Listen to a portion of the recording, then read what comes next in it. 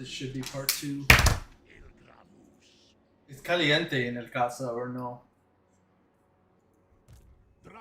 It's caliente, ¿sí?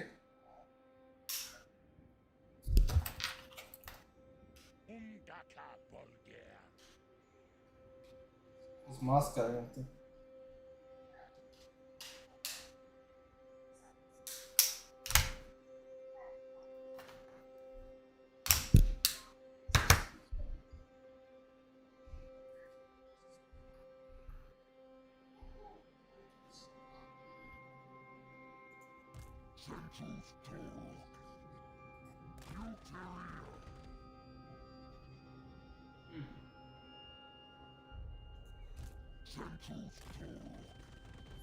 Such a good hero.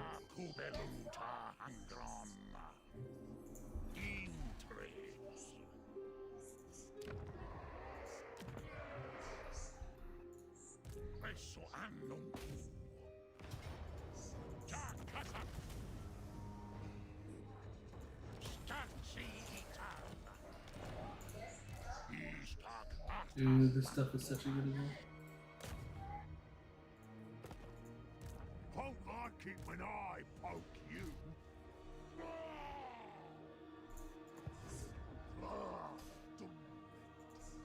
Anfa Grimazu Akaza.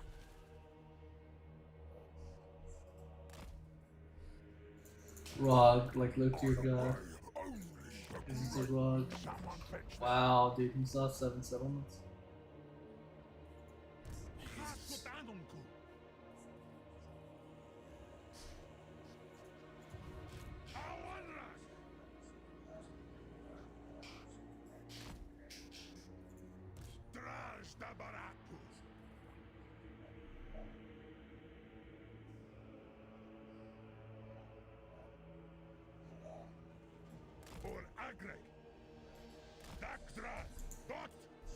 I need to train more.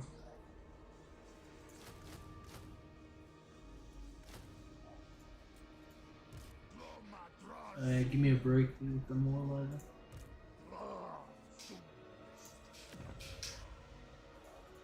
Fucking bullshit. I'm for coward. That's easy to more.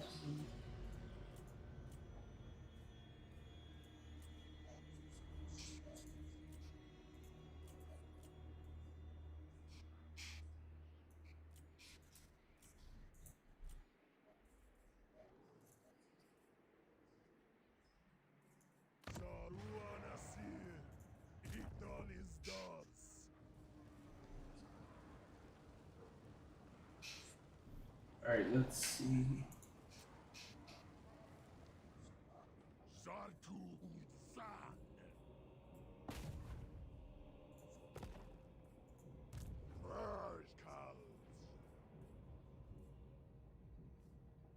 Let me just see if I can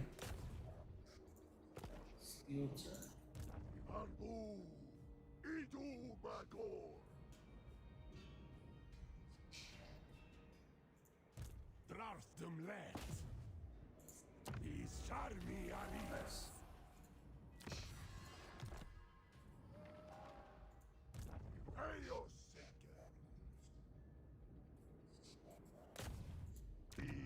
Sharbi are ease. Doomskull King.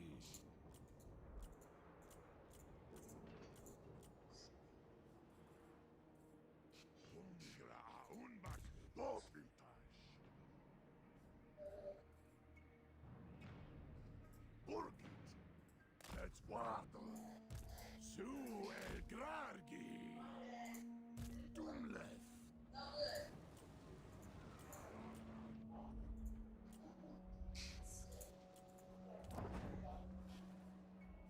We can get to tier 3. Here, card work. Get to tier 3, we can build some good stuff.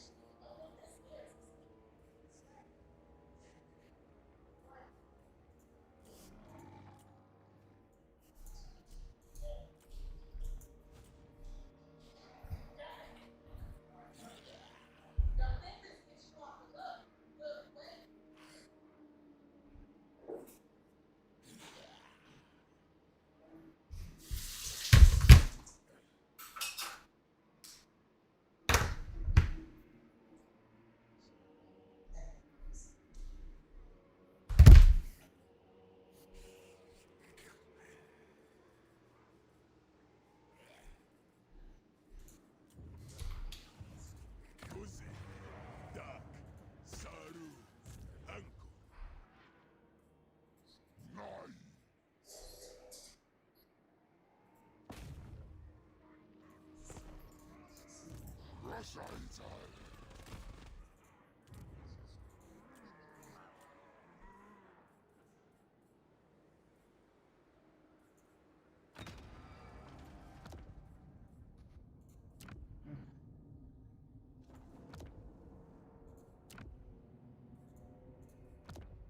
really good. It's 5% on the chest.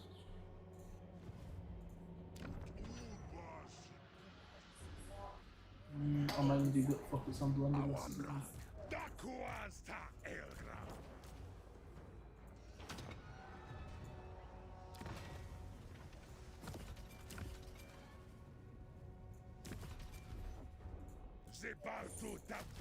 Focus on blunderbusses and just spread them out throughout the army.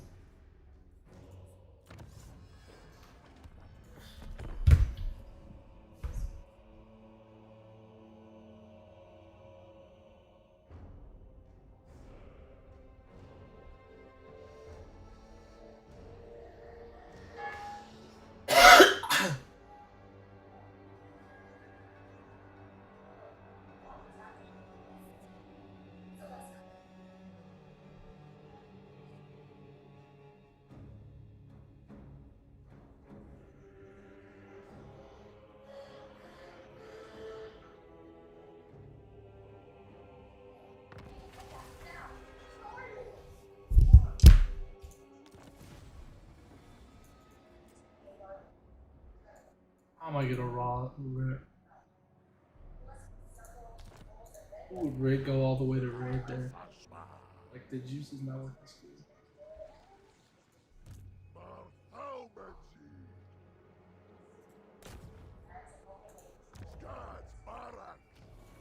Come on, it's failing.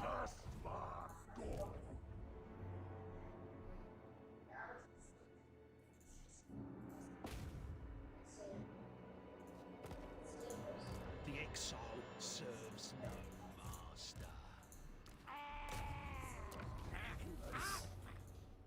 Eso hanno. Ital and Dringi. Starzit. Dies Haskut Ankor. Feyashtarnak. Gazvin Takazit.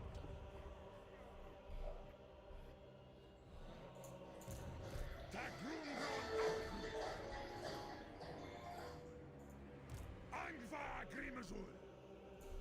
Dumle. Get off, or I'll eat ya. Groma Drazul. Only one I listen to is me. At a dockstock! At a dockstock! Charge round here. And far.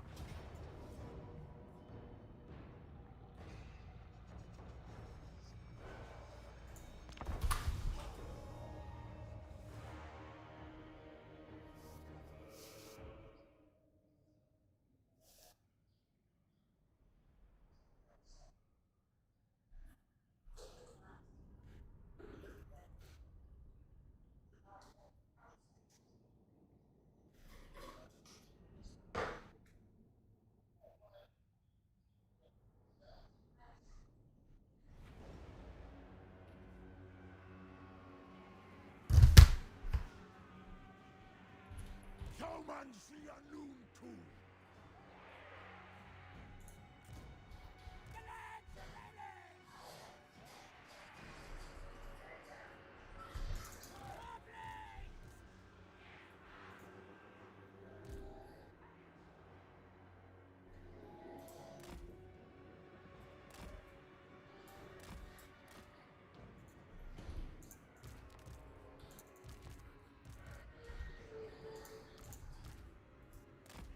Makarzia Thomancy. Goblins! Zulu Nasha! Thomancy Anoon tools. 3 nuts.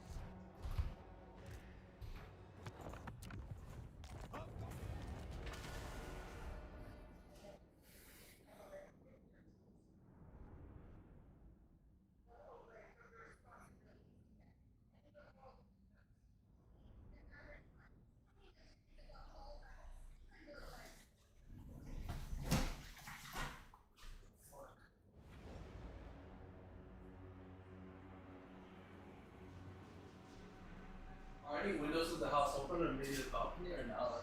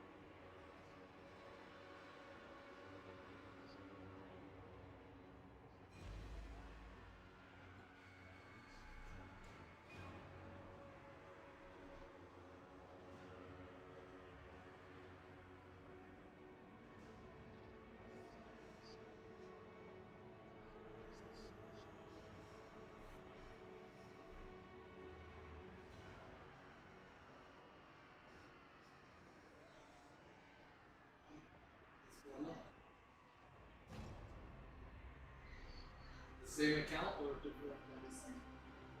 Same?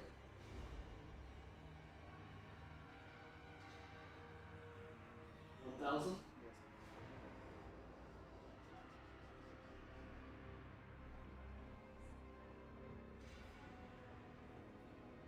And his fees will be $2.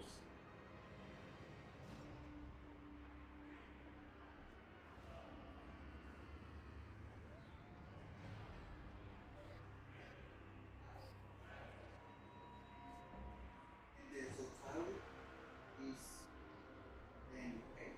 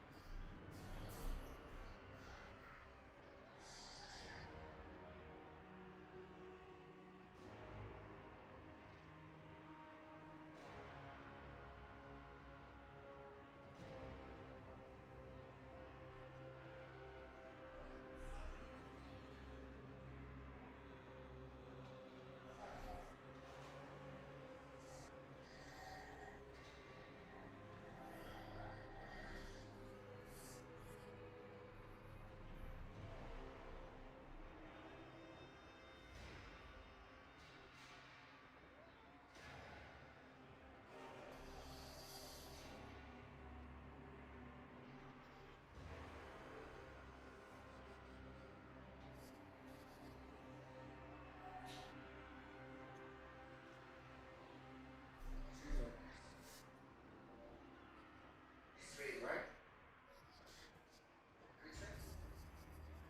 Right now? Yeah, wait. Moment.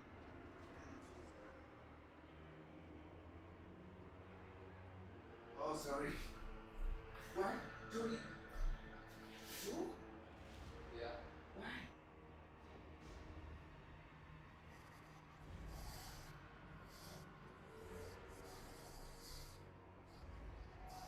Because with my friends it's like $8.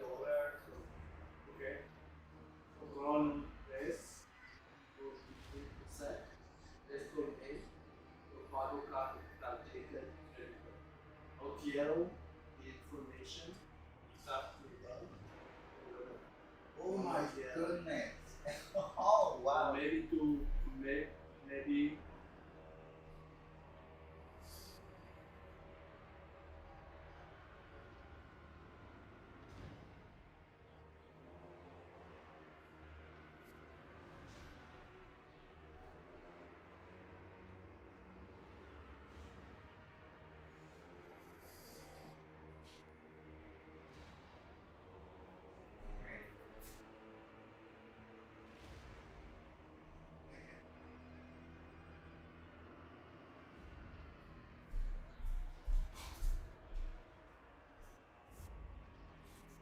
sneer. Normal level. Yeah. Persona. Now don't sing it. It's normal. Because Oh, wow. persona. You understand though? Yeah, Like 100%. debit card information, no mucho en el internet. Es solo necesario.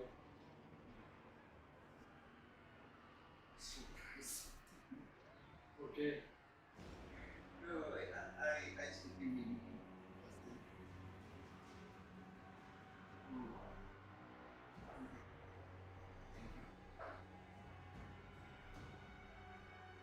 ¿Es bueno o no? Es bueno. ¿Want me to send you the money or no? Es bueno.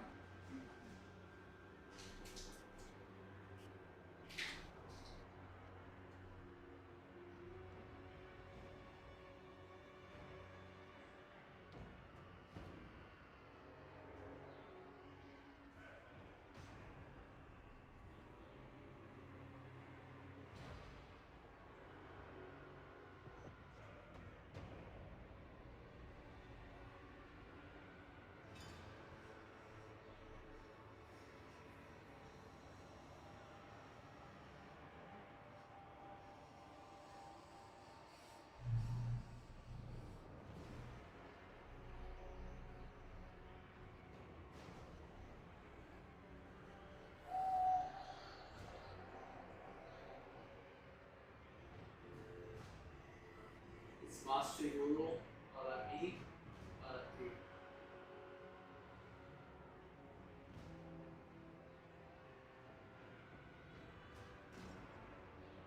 Mira, realmente si rompen el dinero con una tarjeta de débito, adiós. No dinero para ti, no dinero para ti.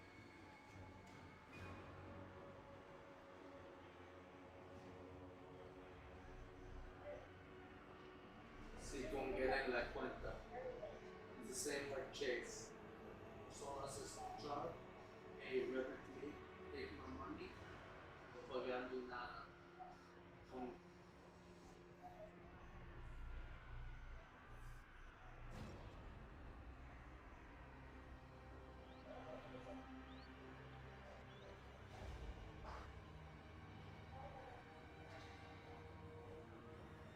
la caricatura es mejor.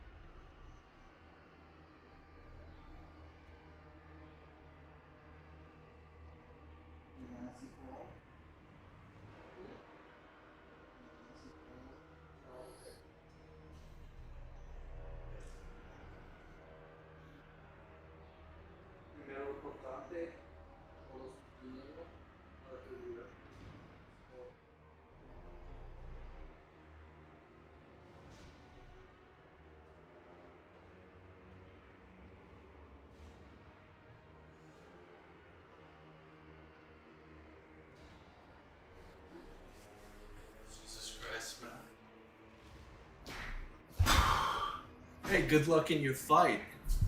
Thank you, man. Thanks so much for tuning into the stream.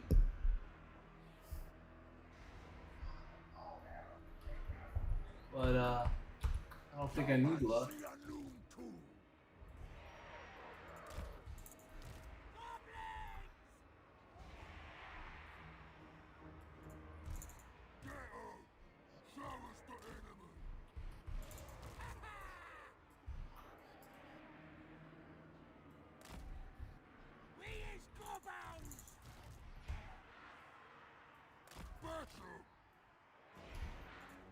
Is bueno para tú? Or no?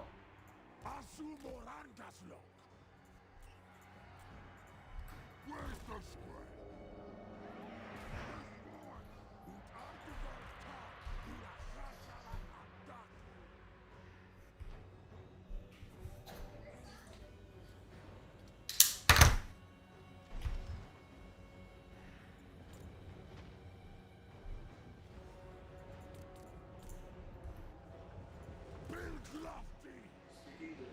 Yeah, with you. No, no escuchar español para personas otras en el mundo. Solo con tú.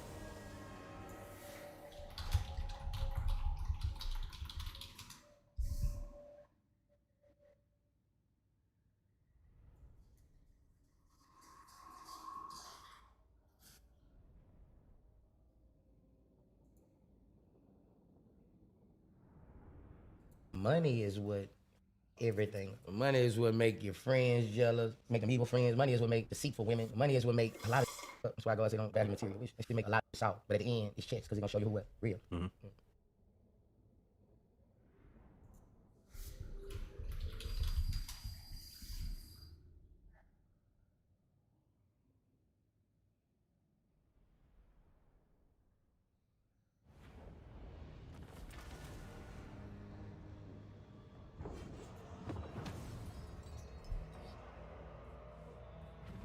Nakrund un Ardugalle. Thaumansia nunku. Chasotanunku. Chasotanunku. Grunaz una gorma nunku. Rikaze. Takuas ta elkrabus. Ardugalzan tafarag.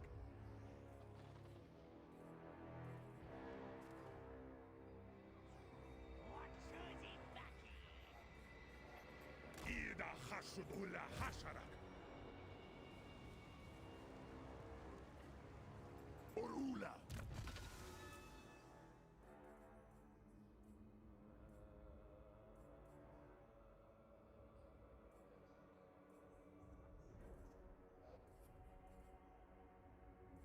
That's pretty good.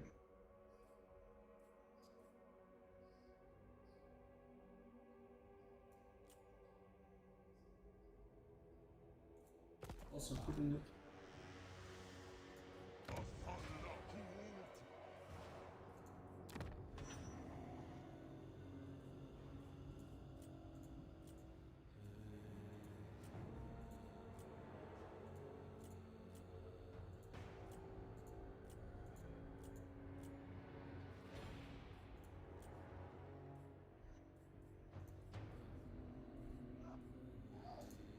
Thaumansia nunku.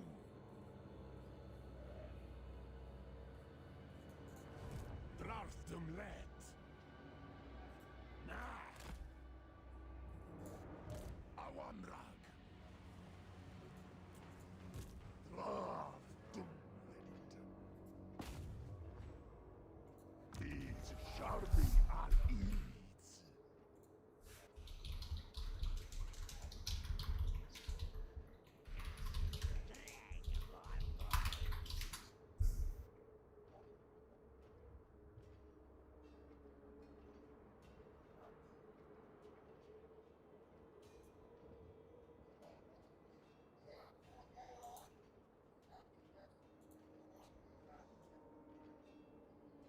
Women will never respect you until you stop doing this. Stop taking on the role of the woman.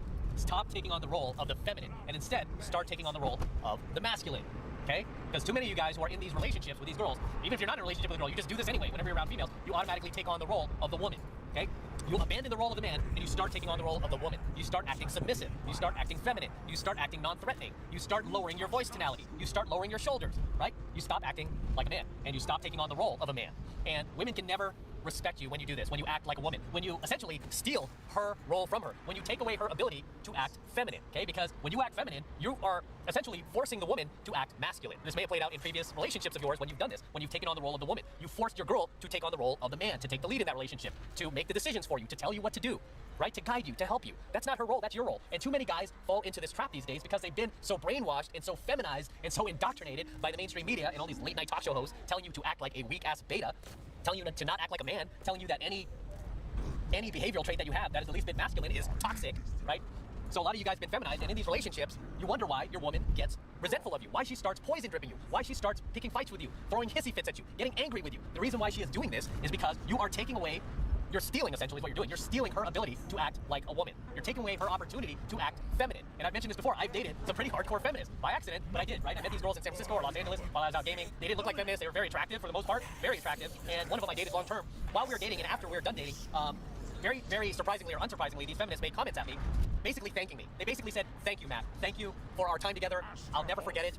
You're an awesome guy. I don't care what you say on your YouTube channel. I mean, they even supported my YouTube channel. One feminist, actually, that I was dating at the time I started my 33 Secrets channel, actually helped me launch it. Surprisingly, right? It's like you might think like, whoa, how did that happen, right? It's because I gave these chicks an opportunity to act like a woman for once. Because they're so used to dating these beta bitches, these blue pill SJWs, these Captain Sabahos, these manginas, who all they do is supplicate to them. All they do is kowtow to them. When I came in, I didn't do any of that. I stood my ground. I said what I had to say. I didn't filter myself. I didn't try to play the fake nice guy. I didn't bullshit these chicks. And you know what? I was never afraid to lose them or offend them because of that. The last thing I wanted to ever do, that I will ever do with anybody, is not be myself. Pretend to be somebody I'm not.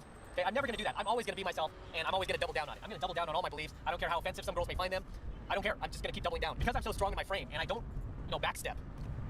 These girls, even though they may not like it, they respect it. And what have I told you? When your girl respects you more than she loves you, guess what? That chick ain't going nowhere. She'll never forget about you. You're gonna become that alpha ghost in her mind. You're gonna be the alpha ghost that becomes the measuring stick for every other guy who comes into her life. Just like I am with these feminists who, like, they can't replace me. They've admitted, they're like, how do I find another guy like you? I mean, like, more than one of them has said that. Where do I find another guy like you? Why don't they have more guys like you? I'm like, what, more guys that speak their mind? More guys that don't back down? More guys who don't want to act feminine, but instead want to act masculine like a man? I'm like, there would be more out there if society wasn't so busy, feminizing these guys, from an early age, right? But make no mistake, guys, females won't respect you until you do this, okay? No female on the planet. I don't care what she tells you to your face. I want a nice guy. I want a guy who doesn't support Trump. I want a guy who believes in supporting women, and all this other stuff. What women say versus what women do are two very different things, okay? Two very different things. I want you to understand, no female on the planet, okay, even the most hardcore feminists, especially the most hardcore feminists, will never, ever, ever, ever, ever, ever, ever, and I'm saying never, will never respect you until you do this, which is stop taking on the role of the woman and instead start taking on the role of the man. And do it unapologetically, okay? Do it without apology. Do it without backtracking. Do it without filters. Don't be afraid to be a man, okay? Do not be afraid to be a man. And you'll see how much better you do with these females. So with that said, I'm gonna wrap up here, guys. Until next time, this is Am from the 33 Secrets, signing out from the Las Vegas Strip as we roll along here. Okay, don't forget to destroy that like button below. Make sure you destroy it, guys. Destroy it for me. Also, make sure you hit that notification bell right next to it so that you're notified whenever I release a brand new coaching video here on the YouTube. More importantly, guys, please make sure you subscribe, okay? Make sure you're subscribed to my channel. It helps me out a ton with the YouTube algorithm, and it also will notify you anytime I release a fresh upload here to my channel before YouTube takes it down. You'll be able to catch it, watch it, especially lately because they've been taking down a lot of my best videos. They don't like this stuff, right? They don't like me teaching you guys this stuff. So make sure that you are subscribed to my channel as well. And for you guys who want to support my work and all of this red pill, gold pill, and platinum pill content that I'm teaching you guys even further, the best way to do it is by jumping into my monthly online coaching program, 7 Months to Mastery, where I'm teaching guys just like you how to go out there and approach and clothe the youngest, hottest, and most beautiful looking women on the planet. I'm talking about 8Just came in from going out, out here in Fort Lauderdale chilling. Goddamn. So today just wanted to do another topic, and this topic is very simple. And today's topic is basically, if she doesn't respect you, then leave her. Look, man, at this point in life, man, let me tell you something. I've become the old grumpy veteran, the old grumpy sailor, the old salt dog that don't give a fuck about society at all. And it's like, yo, man, I feel like respect at this point in my motherfucking life is non-fucking negotiable. It is non-fucking negotiable. Period. This is why I don't like people in general. Like, I hate people. I don't like people. Which is why I don't go out in public that much. Which is why I don't deal with people that much. I hate people. I hate the majority of society. This is why I'm basically a borderline hermit at this point. I mean, I go out when I have to. I go out sometimes. But I just don't deal with people, man. And this brings me to speak about, dating. And as far as, like, modern day women, as far as respect goes. I'm just gonna say this. A lot of women in America don't respect men in general. So, you can pick up on this by a lot of fucking red flags that a lot of them show.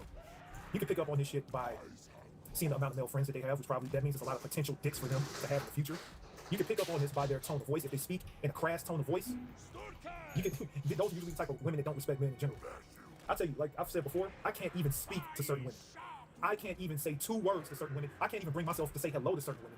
Because certain women disturb my spirit. I can't, and I hate to say this, I can't even speak to the majority of black women specifically. I mean, American women, period. But black American women, man, I can't even speak to the majority of them. Because a lot of them really don't respect men, especially black men. So I'm just gonna say this. There's been a couple times in my life where I've set up dates and all that shit to go on with women and all that. And I found out one irrefutable truth. Most women don't respect a man's time. Let me say that again. Most women don't respect a man's time.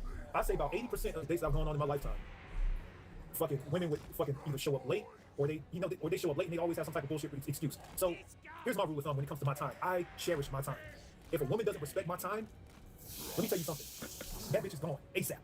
If you're comfortable being late all the time and you think the shit is cute and you think the shit is normal, I'm not the one for you. I can't even be your friend, let alone your man, if you don't respect my time. Look, man, I'm old school, man, and like I said, I'm old school military. I believe that if you're 30 minutes ahead of time, then you're on time. If you're on time, then you're late.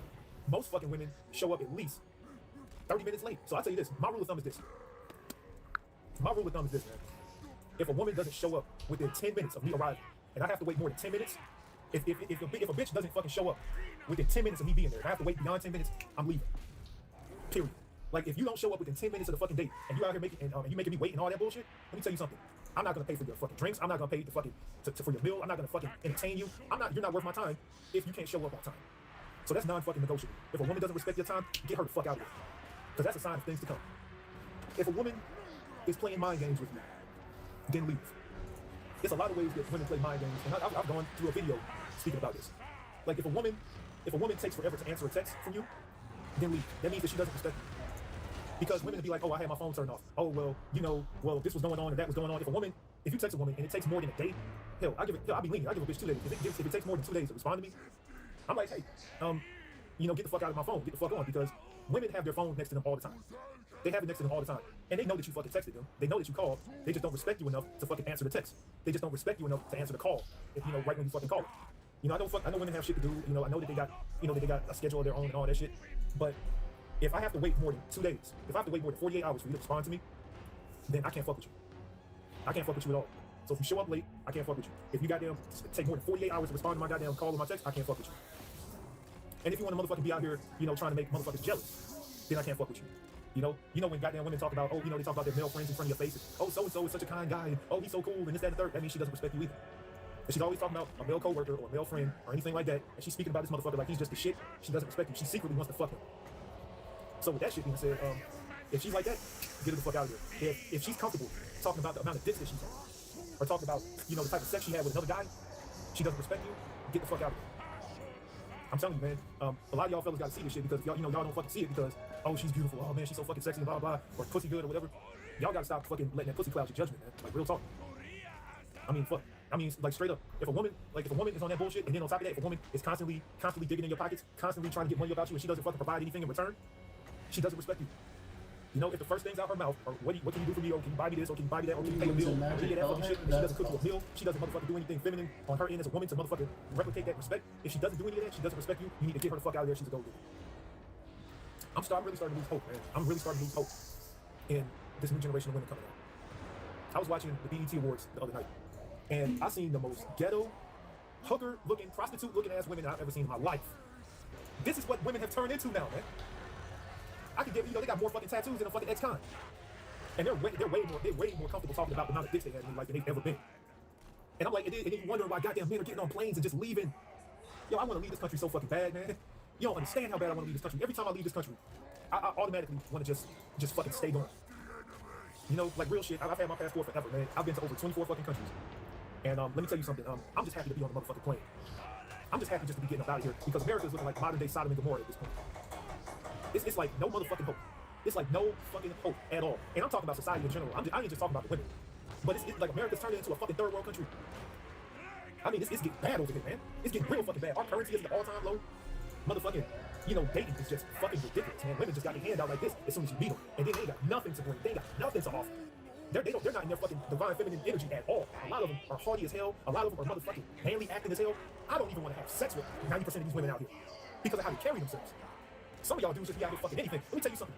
I have turned down pussy because of how women have carried themselves. Like, for example, it's this chick that I used to know from, you know, this chick that I used to know from the Bahamas. And she was a beautiful woman. And I met her like, what, 3.5 to 4 years ago, right? And, you know, she was one of them chicks that openly flirted with guys and all that bullshit. And, you know, and then I found out that she was like that. And then she wanted to fucking come home with me. And I was like, nah, bitch, why don't you go fuck one of these guys that you flirting with? Why don't you go fuck one of them? Because I'm not that hard up for sex. I'm not that hard up for a date where I'm going to be fucking disrespected by you flirting with all these fucking guys in public. I'm sorry, I'm not a simp. I don't play that shit. Like, I don't deal with that shit at all. at all. If you out here flirting with other dudes and goddamn and being all loose with it out here and shit, and you know, if you want that type of shit, hey, you can go ahead and get a train ran on you by a whole bunch of other motherfuckers, because I'm not the one. I'd rather fuck a woman who is respectful of me. I'd rather be with a woman who actually gives a fuck about my time. I'd rather be with a woman who actually has feminine energy, who I can actually enjoy speaking to, who I can enjoy being with. But a lot of these modern day women just aren't enjoyable to be around. A lot of them have bad energy. A lot of them have negative energy. A lot of them are hopeless. You know, I swear to God, you know, I'm just gonna stick with the narrative. If she don't respect you, don't fuck with her. You know, some of these goddamn chicks out here don't understand what respect is because they fucking mama didn't teach them, and they damn sure didn't have a fucking father to teach them how to treat a man. Because please believe, yeah, women hold the access to sex, and men are getting sex left and right. But men hold the access to relationships. And guess who ain't getting relationships out here? Guess who ain't getting married out here? So men, we getting what we want. They damn sure ain't getting what they want because they ain't being the type of women they need to be. And you wonder why a whole bunch of men are going to the east to get women. And you wonder why a whole bunch of men from the east ain't coming to the west to get wives. It's a reason for that shit, man. It's a motherfucking reason. They're undesirable. Around the world. Men from around the world don't want these goddamn western women. It ain't just us that don't want it. Nobody wants them. If you, I put it like this, and I've seen this other video earlier today that fucking describes how fucking fucked up western women are. And it was like a group of four black American women that was in their 20s. And they went to down to West Africa. And they was twerking in the slave dungeons. You know the slave dungeons where black people were held before, you know, being transferred to America on slave ships. It was four black American women in Ghana, over there where the slave ships used to be, twerking where the slaves used to be, disrespecting their ancestors. And you wonder why black American women are the least chosen women on earth. And you wonder why black American women are the least married women on earth. They got a whole bunch of baby daddies and nobody wants to take them seriously. Every time you look around, they twerking and showing their ass and looking like motherfucking bitches in heat. They think that shit is cute. It's not cute. It looks like a cry for attention to me. I'm a grown ass man. When I see that shit, I'm like, look at these children. I can't even call them real women. Look at these fucking children twerking to get attention. Not only just twerking to get attention, but motherfucking twerking in the slave dungeons where their ancestors are from, disrespecting them. Yo, man, let me tell you something, man. Women need to fucking have a fucking etiquette class. Most women in America, most women period nowadays need to fucking take etiquette classes because none of them have etiquette. They don't have respect. They don't have proper decorum. They're not meant to be wives, and they're damn sure not meant to be mothers. Look at how they carry themselves. Look at how they dress. Look at how they act. Is this supposed to be empowering? Hey, feminists, please fucking answer this shit for me, please, because I really don't understand. Is this what y'all fought for? Is this what y'all fucking fought for? I'll never understand. And it's good men out here, man. But let me tell you something. We get passed over every fucking day. We get passed over every other day because we're tall enough. Apparently, y'all get mad because we don't tell y'all how much money we make. You know, motherfucking, and y'all have so many dicks in y'all that y'all don't know a good man from a bad man. Y'all fuck so many niggas that y'all don't know a fucking dumb motherfucker from a man that can goddamn elevate your life. And then got the nerve to say ain't no good men out here. I'm just gonna put it like this. Look in the motherfucking mirror. Check your motherfucking self before y'all come at men, because there's a lot of good men out here, man. And I'll tell you this much. I'm not gonna even think about trying to fucking fight to make one of y'all a wife. Man, hell, half of y'all don't even deserve a goddamn Big Mac from McDonald's, let alone a meal from Ruth's Chris, let alone motherfucking wine and dine and all that shit, and motherfucking all the shit y'all want or whatever. Y'all not even worth that. But y'all out here thinking that y'all are. Y'all being so materialistic, y'all don't even give a fuck about the characteristic traits of a fucking dude. I'm just saying. Y'all keep acting the way that y'all acting, ladies. Y'all keep acting the way y'all acting with that fucking prostitute energy that y'all bringing nowadays. And let's see where that gets y'all in the next 10 to 20 years. Now I'm gonna come back to this video in like 10 years. And then let's watch where they are by then. You think it's bad now? Watch how it's gonna be in the future. Well, yeah, keep fucking all these dudes. Yeah, keep having a whole bunch of babies by a whole bunch of men. Yeah, keep being disrespectful to good men and shit. And goddamn, you know, playing games with them, and ditching them on dates and all that bullshit. Yeah, y'all keep acting like good men grow on trees. And watch where your ass end up. You're gonna be just like your lonely ass aunties. You're gonna be just like your lonely ass female cousin. You're gonna be just like your lonely ass fucking homegirl who can goddamn get some dick but can't get a relationship. Keep fucking around. Watch where your ass end up. That's all I gotta say. I went off on that, but I had to goddamn let that shit go, man, because something's gotta give, and I had to motherfucking speak my mind on this shit. It's your man, G. I'm out, man. Peace.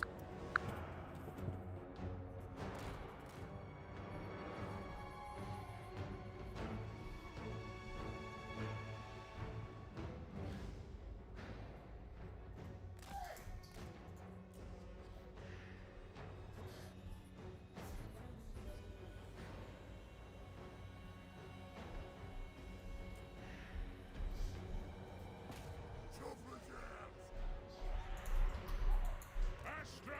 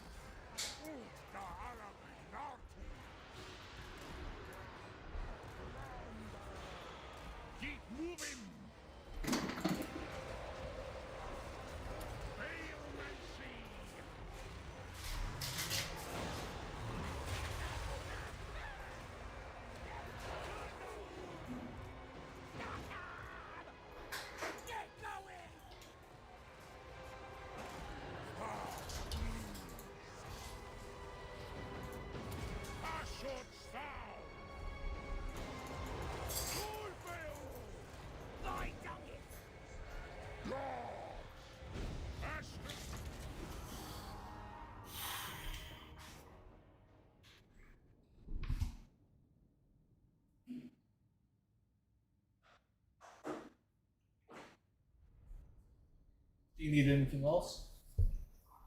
Maybe Jimmy's money tonight? Maybe give me una hora?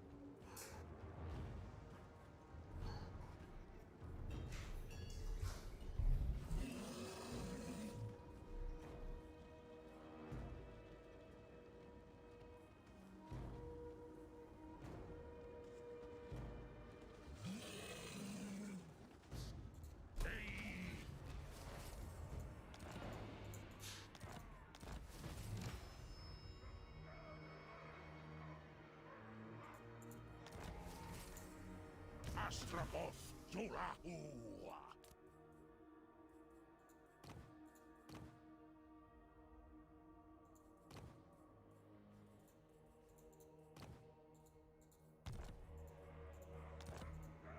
Eso annum.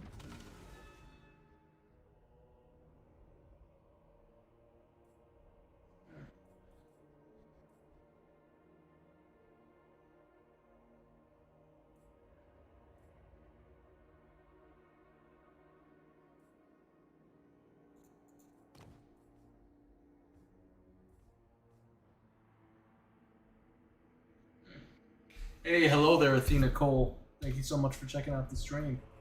Just doing an Astragoth campaign, and it's going pretty well. With the some of the tips and tricks that I've learned, I'm doing good. I'm doing good. Thanks for asking. How are you today or tonight, depending on where you are?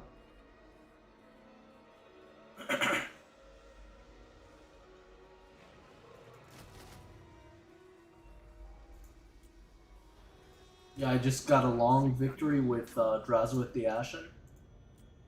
I don't know if you know Warhammer 3 or not. I try to stream daily, yeah, because I love this game and my favorite game of all time. So I'm trying to stream as much as I can.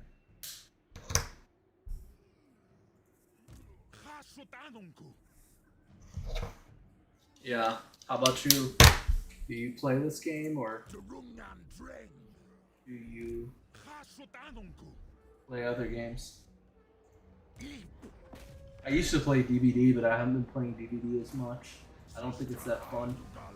Actually, I think it's more stressful than fun. Yeah, go for it. I have a feeling I already know what you're gonna ask, but why don't you go for it?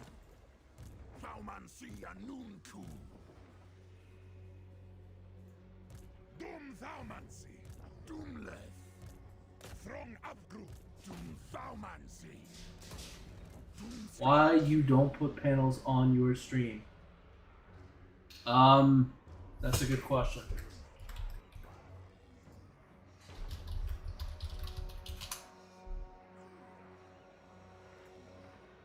Probably because I'm lazy.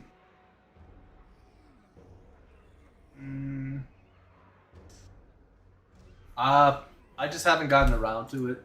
I've been focusing more on streaming, but it's something that I need to do. It's definitely important.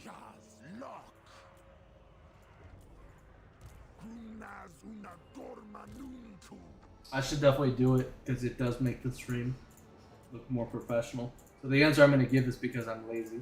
Because that's the honest answer. Most human beings are lazy, and I'm one of those human beings.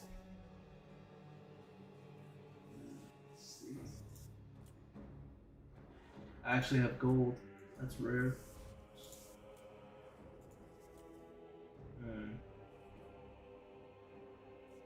This is pretty good. Basically extra income. Okay, let's make a mine here. Strip mine.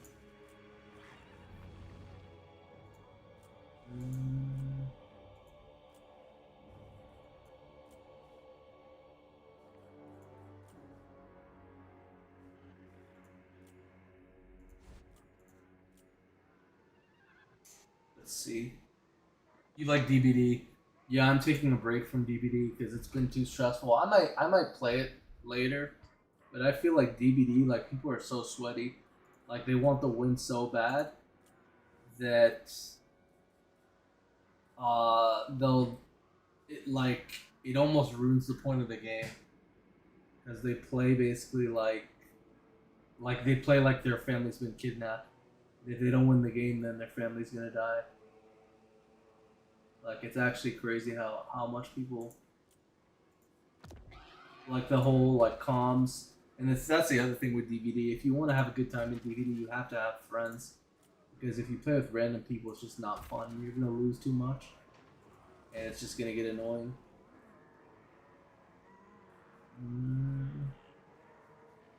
I need to stop focusing on gold and start focusing on building more, on leveling up these strip mines. Because now that I actually have a gold, there's no reason not to.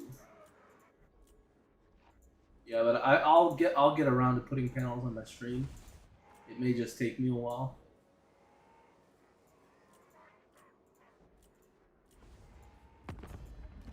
Bow to me. Ooh, we could get a trade agreement. Get that calm. Yes, nothing survive. Whose praise are? Ooh, 750. Okay, we might be able to. Ooh, we can upgrade here too. This is awesome too. Okay, we finally are starting to get a decent economy going. And then we'll sell labor here. Wow, that outpost tech that reduces the cost of everything that's like a must. I didn't realize just how good that tech is. You basically need that tech. Oh, I can sell my labor here. Nice.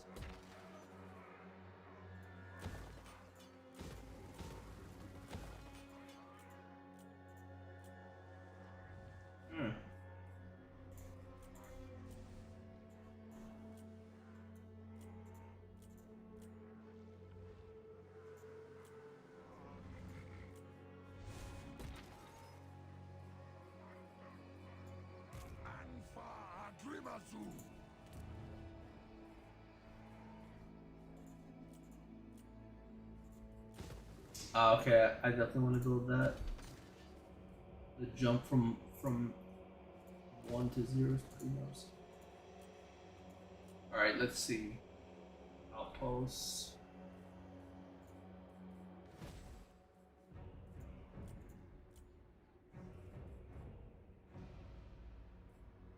That really should be more gold. Actually, that, or I'll tell you what, I need more armies, probably is the rush.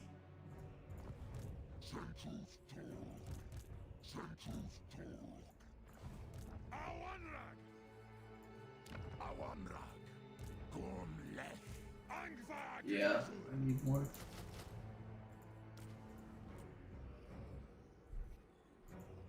Yeah, I do need to get around to putting panels on my stream. It's just the effort. The effort doesn't seem worth it. Although it probably is. I just need to convince myself that it is.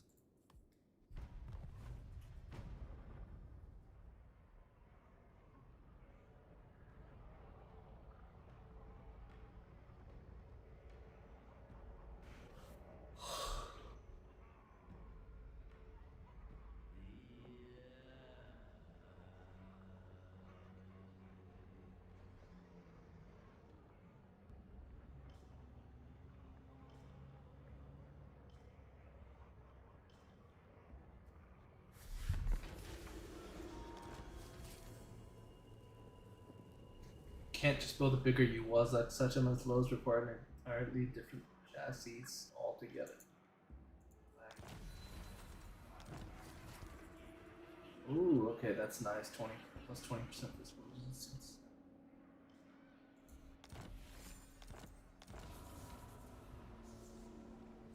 That's okay. Yes. Ooh, we got another Tower of Czar. I don't think that's that. I mean, actually, no, that is pretty good. Plus 30 armor, plus 24. Defense. But you know what? This is even better. The +7.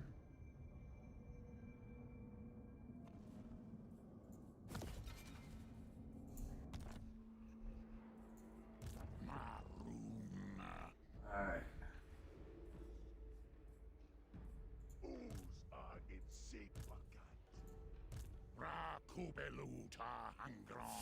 Ooh. I will butcher any who interfere.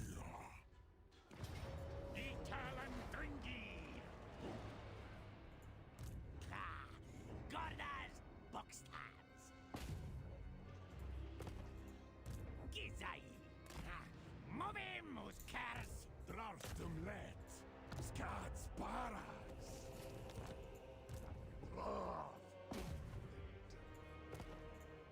Brajkal. It's Sharbi at ease. Grunzenta barak. Unbacken. Dakuas ta Elgram. Akrun dumlet. Groma Drazul. Doomskull Key.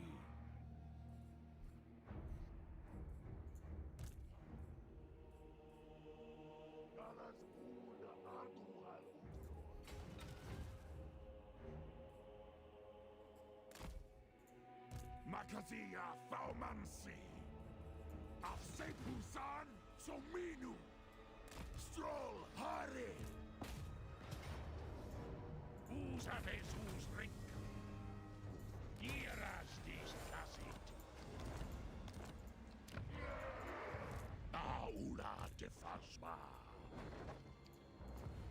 Awanrag. Gandar Hangron Epetu. Kubelu Mingol.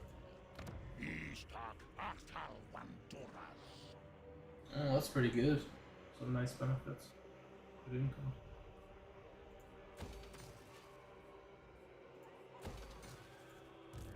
Nazuna Gorma Nunku. Gods Baras. Groma Drazul. Isarmi Arif. Extended shifts, that's a good tech.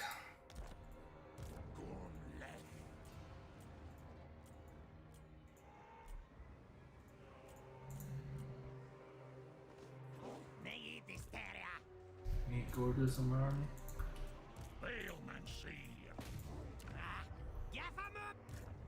Dies Hashut Ankor. Yeah. Asumor Angas Lock.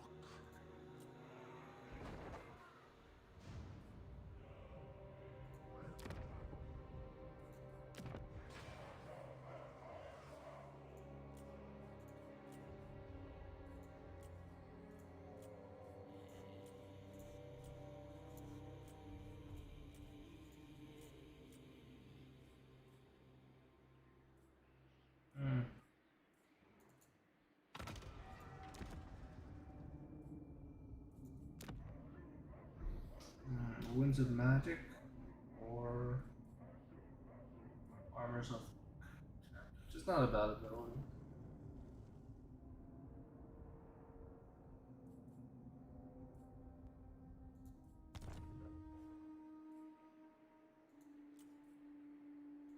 Saruana Sir.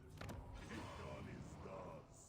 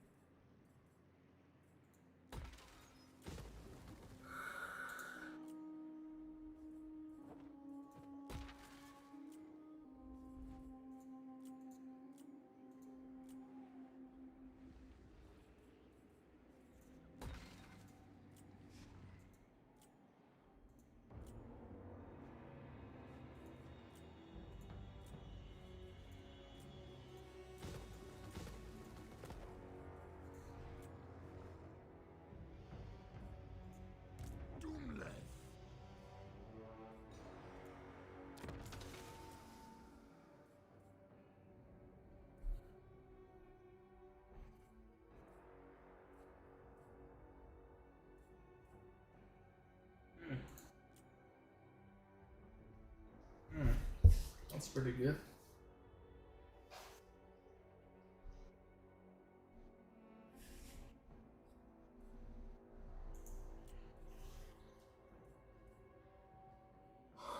Wanna do the doors here?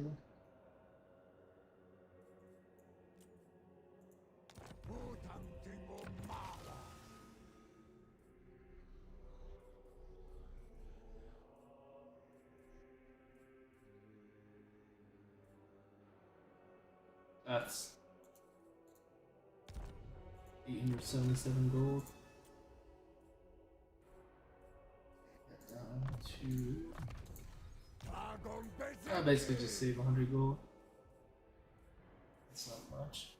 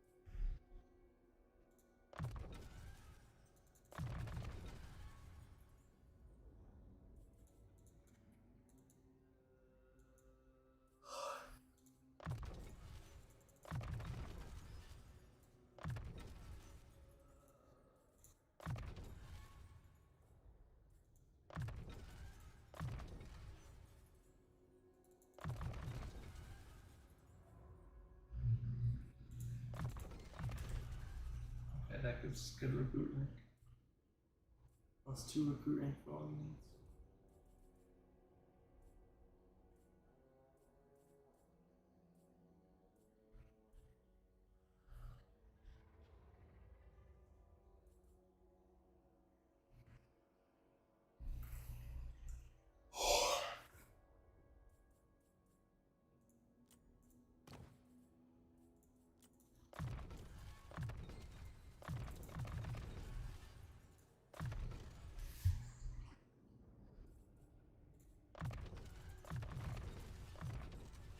Alright, let's see. Lightning Strike.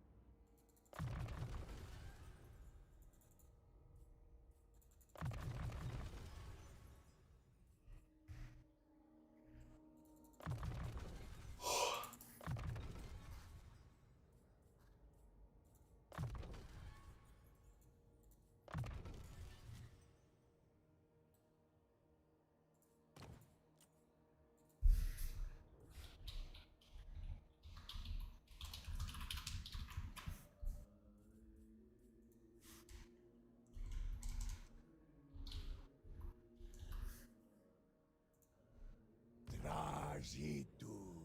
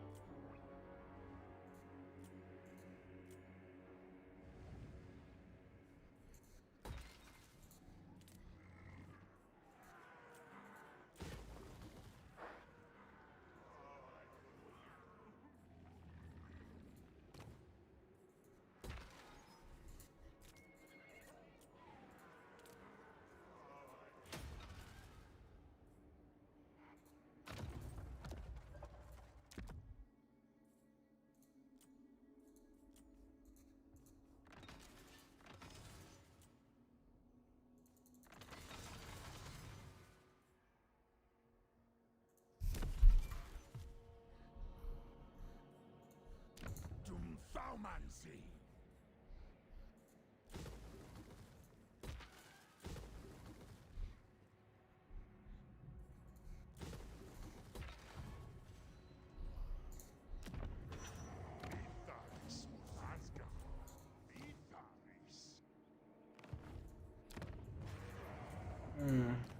You'd have to get units for pretty cheap with this arm.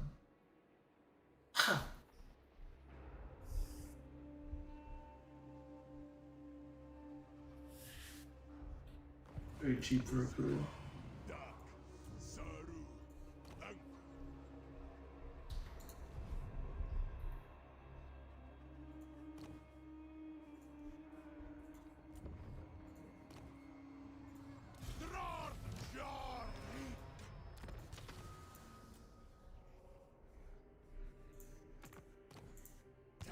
Garas and Garas Khan! Dror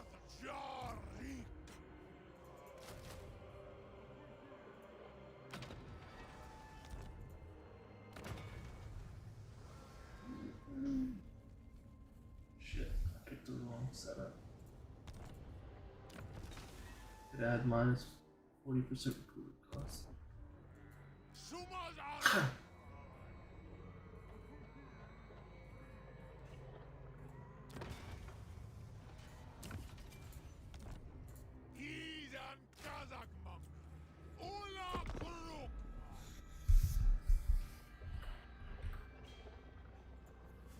Tisana Turia far morlingi elgramus. Stats ecus umkaka demags.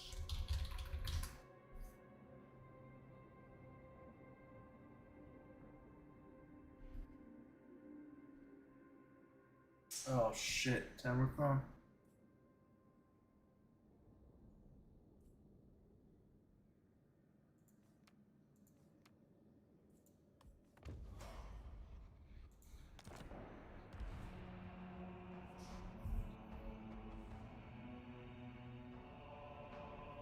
Should have known Tamarcon was gonna try to declare war on me.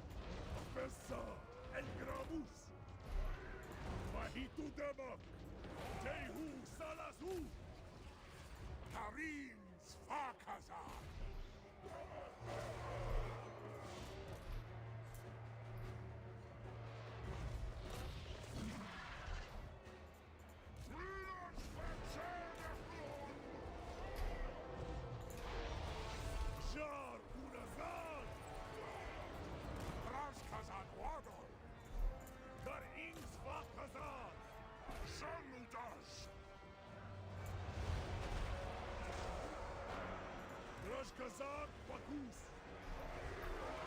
Askala Erkala. Data Maharut.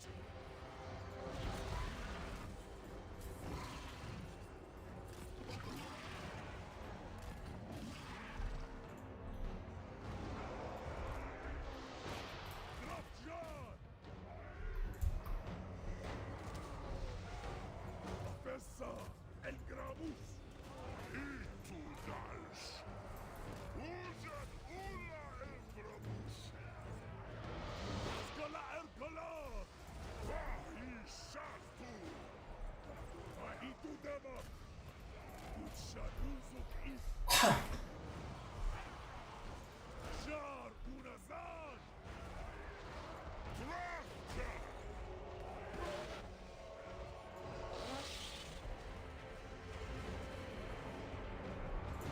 Kazan, Wakus, der Ings war Kazan. Pashut Sarasko.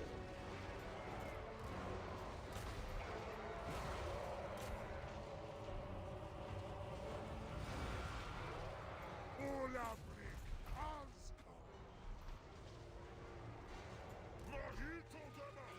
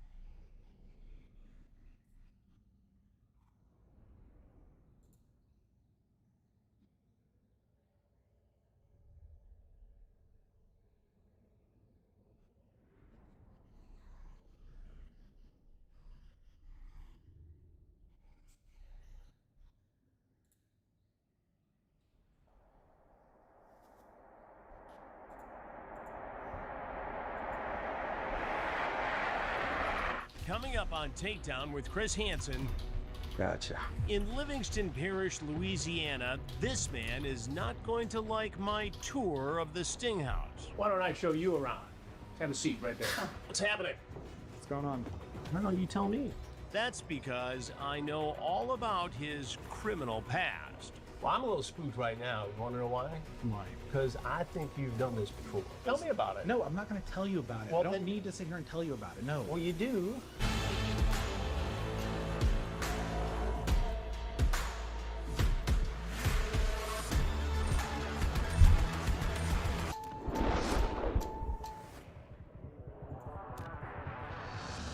I hope you're enjoying this free full episode of Takedown on our YouTube channel. But there's something you need to know. There are literally hundreds of new episodes either in production or on our streaming channel right now, uncensored, all on WatchTrueBlue.com. Use the code YouTube26 to watch all of the episodes for $2.50, or for an annual subscription, use YouTube Year for $20 off. Also, and this is very important, hit the subscribe button, and we'll see you on True. Hello? Hey there. What are you doing? Sitting here watching TV. What are you watching? Family Guy. In Livingston Parish, Louisiana, a sheriff's office decoy posing as a 15-year-old girl is on the phone with a man who started a conversation online. He said, "You are 18 at This least, girl's right?" Which the hilarious. detective responded, "I'm 15, almost 16. Is that okay?" In fact, the detective stated they were 15 at least 3 more times. That didn't stop the man from continuing the Oh conversation. my god, look how many. I'm just sitting in my bed, doing nothing. Gotcha. Yeah. Are you gonna make some quesadillas? Make them? Or are we gonna go get them? Oh, we can go get them. I like shrimp quesadillas. Okay. Can we get queso too? Sure. Okay. Then we can go. Okay. I mean, how does that even work? Like, What do you mean? How does that work? I mean, how, this is a weird situation. Why? Why? Why does it matter? I mean, I'm sure if they're not your parents aren't going to let you go. Well, my parents aren't home right now. Well, I mean, right now. Yeah? They come back on Wednesday. Oh, okay. Do you want to go tomorrow? Yeah, we can go tomorrow. Okay. Well, what time do you want to go? So I can be dressed. You want to go for lunch? Yeah, we can do lunch. Like 1 o'clock. Okay. Like a late lunch. So I can do my That's school really first. Well, see you tomorrow. Just upkeep. All right. All right, have fun. Where am I picking you up at? I can send you the address. Okay. All right. Well, have fun watching Family Guy. You too. No, not me too. I'm not watching it. It wouldn't be you two. I want to family guy, but whatever you're doing over there. Sitting on my bed. Just on your bed. No. Well, I'm talking to you now. Oh, yeah. All right, well, I'm about to go to bed so I can wake up and do my schoolwork in the morning. Okay, sounds good. All right, see you tomorrow. Bye-bye. That's good. You know what? That profile that you, I mean, y'all, each one of you individually has a profile that's very effective, but the one sort of like that nonchalant, like sometimes you act kind of sassy and you act kind of like matter of fact about it, and you have, it all works really, really well. Sir. And it's really pretty graphic, you know. And I know it's a lot of pressure, and you got a camera poking at you and all that. But y'all doing good. Yeah. Thank you. You're doing a good job. Because in the real world, that's what these guys are talking to. Yeah. With children who have that same edge to them, you know. While the man in the decoy made plans to meet tomorrow, it appears he couldn't wait because he calls the team back 7 minutes later. Okay, so what would you like to do? I mean, whatever you want to do. Like I said, I don't do anything you don't want to do. Well, I don't know if I want to do it if you don't tell me what you want to do. You have to tell me first and I can say yes or no. Like I said, I don't know yet. Give me some ideas. I don't want to watch Family Guy. That sounds boring. Yeah, I know. You have to play by ear. That sounds boring. How about you just tell me? Nobody likes a surprise. Yeah, I don't know. So we'll see. I don't know. We'll see. All right, give me some ideas. I don't like to be surprised. That's not, I mean, I don't know. I don't know what I want to do. You don't have like no kind of ideas. No. Fishy. But they see? No kind of idea. We'll see. But anyway, I'm going to sleep. All right, well, if you come up with any ideas, you can just call me back and let me know. All right. Nice. All right, bye. The man seems to be finished with phone calls for the night, so we wait and see if he shows up tomorrow. So it comes as no surprise that the man calls back the next day. Livingston Parish Sheriff's Office and I are ready. Hello? Hey, what are you up to? Nothing? Are you going to come over? Yeah, I'll take you to get some to eat. Today? Yeah. Because I'm starving. What else are we going to do? We're just going to go eat and that's it? Yeah, well, we'll have a talk and all of that, you know. That's it? I mean, yeah, what do you want to do? I don't know. What do you want to do? Talking just kind of sounds boring. We can talk on the phone. Yeah, we're going to get some to eat and we'll just see. We'll just see what? Just an expression. Well, what else do you want to do? I don't know what is there to do. I don't know. You tell me. I don't know. Go to a movie? I don't know. Well, I told you I got a TV at my house. We don't got to go to a movie. Okay, well, we'll see. We can figure something out after we. All right, then. All right. No, that kind of sounds lame, but whatever. Oh, I don't actually know where I'm going. Okay. Yeah, I heard you. I'll send you the address. Okay, where are you going? Hang on, I'm going to text it to you. All right? Adios. All right, bye.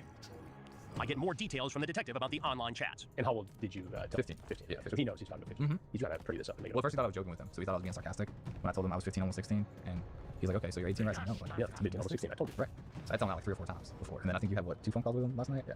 In between, he ever bring up the subject of sex? He's, No, he's dancing around. yeah. He wants to. You can tell he wants to say it. Right. He wants me to say it for him to like share. He's trying to cover his ass. Really trying to do. Yeah. So, And where is he now? in New Orleans. Is he coming? Does he want to come over? He wants to get dressed. Yeah, he wants to take me to get a shrimp quesadilla. Shrimp quesadilla. Sounds delicious. In queso. So, in queso. Mm. All right. So we'll see what happens. Keep working on it. Keep working on it. Very good. Cool, cool. A few hours later, the man calls the decoy again. This will be call number 4. Well, you didn't tell me what we were going to be doing. What do you want to do? Well, what do you want to do? I don't care. Whatever you want to do. Well, you said you wanted to watch a movie. I don't really care. We can go. I guess if we go to a movie, we can go. I don't know, eat. Literally, whatever you want to do. That's the only options. I don't want to do that. I already ate because you took too long. Okay, well, what do you want to do? What do you want to do? Whatever you want to do. Okay, never mind then. Bye-bye. He's got to give me back, but he doesn't have the. No, you don't have the address. Hello? Call number 5. Hello. Yes? Okay, like, I mean, give me an idea. What would you like to do? No, you tell me what you want to do. You want to, I mean, sounds like you want to fool around. What does fool around mean? You know? Do you want to? Sure. Sure. Yes or no? Yes. Okay. Is that what you want to do? Well, stop being weird. I'm not being weird. It's just like, Yeah, yes, you're home because you keep saying whatever. is that what you want to do? Yeah, All right, so where am I going? to my house. Where that is? All right, I'll send it to you. Where are you at right now? Mandeville. Okay, well, I'll send it to you. All right, bye. You knew he could. My goal is to get him to explain the 4 hours from Mandeville to now. How far is Mandeville from here? That's where I was. Like 40 minutes. So you can give me the address now. It's going to take 40 minutes, right? 35, 40 minutes. Depending on how fast I'm driving. Right. See what we can find out about Mr. Mandeville. We don't have a chance to learn his real identity because he calls back 4 minutes later. Number 6. Hello? You didn't tell me address. Well, I was waiting for you to tell me what fool around means first, then I'll send it to you. I mean, whatever is comfortable for you. What is it to you? I don't know. Like sex? I mean, I guess it goes up until that. So is that what you're meaning or no? I mean, if you want to, is that what you want to do? If you want to, yeah. Okay. So you do? Oh, why not? Well, yes or no? You're saying sure. Yeah. Okay, well, do I need to take a shower? That makes you more comfortable. Okay. So, I mean, I don't know where I'm heading. I'm just driving. Okay, I'm about to send it to you. Okay. All right, bye. Gotcha. The address is out, but this time the decoy makes a call to him and has a specific request. Hello? Hello? Hey, what's up? Are you gonna bring some protection stuff? Yeah, you want me to? Well, yeah, I don't want to have no babies. Okay, I can. What? I said, sure, yeah, I can. Sure, yeah, you guess? I said, yeah, sure, I can. Yeah, that would be a great idea. Wait. You already left? Yeah, I'm on the road. I told you I was already on the road. Okay. All right, see you when you get here. All right. Bye-bye. It's clean. Right? Yeah, I mean, she asked about the contraceptive stuff and everything like that. So, I mean, that obviously confirms that. Yeah, I mean, if you walk in with condoms, it's we. Right. Yeah, I mean, you're not planning on bringing contraception if you're not going to have sex or try to ejaculate inside or something, you know? So. All right. Cool. This will be good to get. A good get, all right, because it turns out that Mr. Mandeville is 37-year-old Matt, who has a lengthy rap sheet. In 2014, he was convicted of juvenile sex crimes, disabled juvenile sex crimes, and possession of child pornography. He was sentenced to 5 years in prison and is a registered sex offender. Looks like Matt has not learned his lesson or changed his ways because our surveillance cameras catch him pulling up to the building. He makes one last phone call asking for specific directions. Decoy tells him where to go, then heads outside to meet him. The sheriff's team conceals themselves in a back room. Hello. You got Coke? Yeah. What else did you buy? It's on the couch. So you're just here all by yourself? Mm-hmm. Oh. Yeah. Who's Trevor? Yeah, no, you said Trevor. I think that's the thing I do with names and stuff. Well, why do you pick one that said your name? Because I was just thirsty. Well, you didn't open it if you were thirsty. I was waiting because I learned on corner. So. You just bought just Coke? Yeah. Why? You didn't ask if I wanted something? I'm sorry, I didn't. I figured you. I don't know, figured you had something. You want something? That's fine. Well. So. What you want to do? What do you want to do? Since you were so particular. No, I wasn't particular. You just kept saying whatever. Well, because it's just very odd. What's odd? What's odd? Mm-hmm. How old are you? 14. No, you're lying because you were 15. Well, first you're 18. No, I'm not 18. You want to see the problem with that? No. You do. Why would I see a problem with it? My dog. So, do you have pets? I do. What kind? None. What kind of dog is it? Great Dane and Bull Mastiff. Oh, so they're like big dogs? Just one. Oh, it's just one? Yeah, she's mixed. I got a golden retriever. Oh, that's cool. Yeah. So, how long are you alone for? Till tomorrow. That's what are you going to do tomorrow? Probably go to school. I thought you were homeschooled. Yeah, but sometimes you gotta go like take tests like at the donuts, so they know you're not cheating all the time. Oh, that's right. Awesome. Pretty nice place. Thank you. It's not my own place because I'm not old enough, but. Yeah. That's it. Well, you're complimenting me. That's fine. I just live here. Okay, so. Is this something you do often? Do you do this often? No, that's why I was so like weird about it. It's not like a normal thing. I'll show you around. Well, why don't I show you around? Have a seat right there, right now. Have a seat. Give me what is it? No, I don't. What's happening? What's going on? I don't know. You tell me. I don't. Nothing. How'd you end up here tonight? Huh? How did you end up here tonight? Someone on a dating site I met. And who was the person you met on the dating site? Well, apparently her. Yeah. What's her name? I don't even remember. Sophia? Sure. Okay.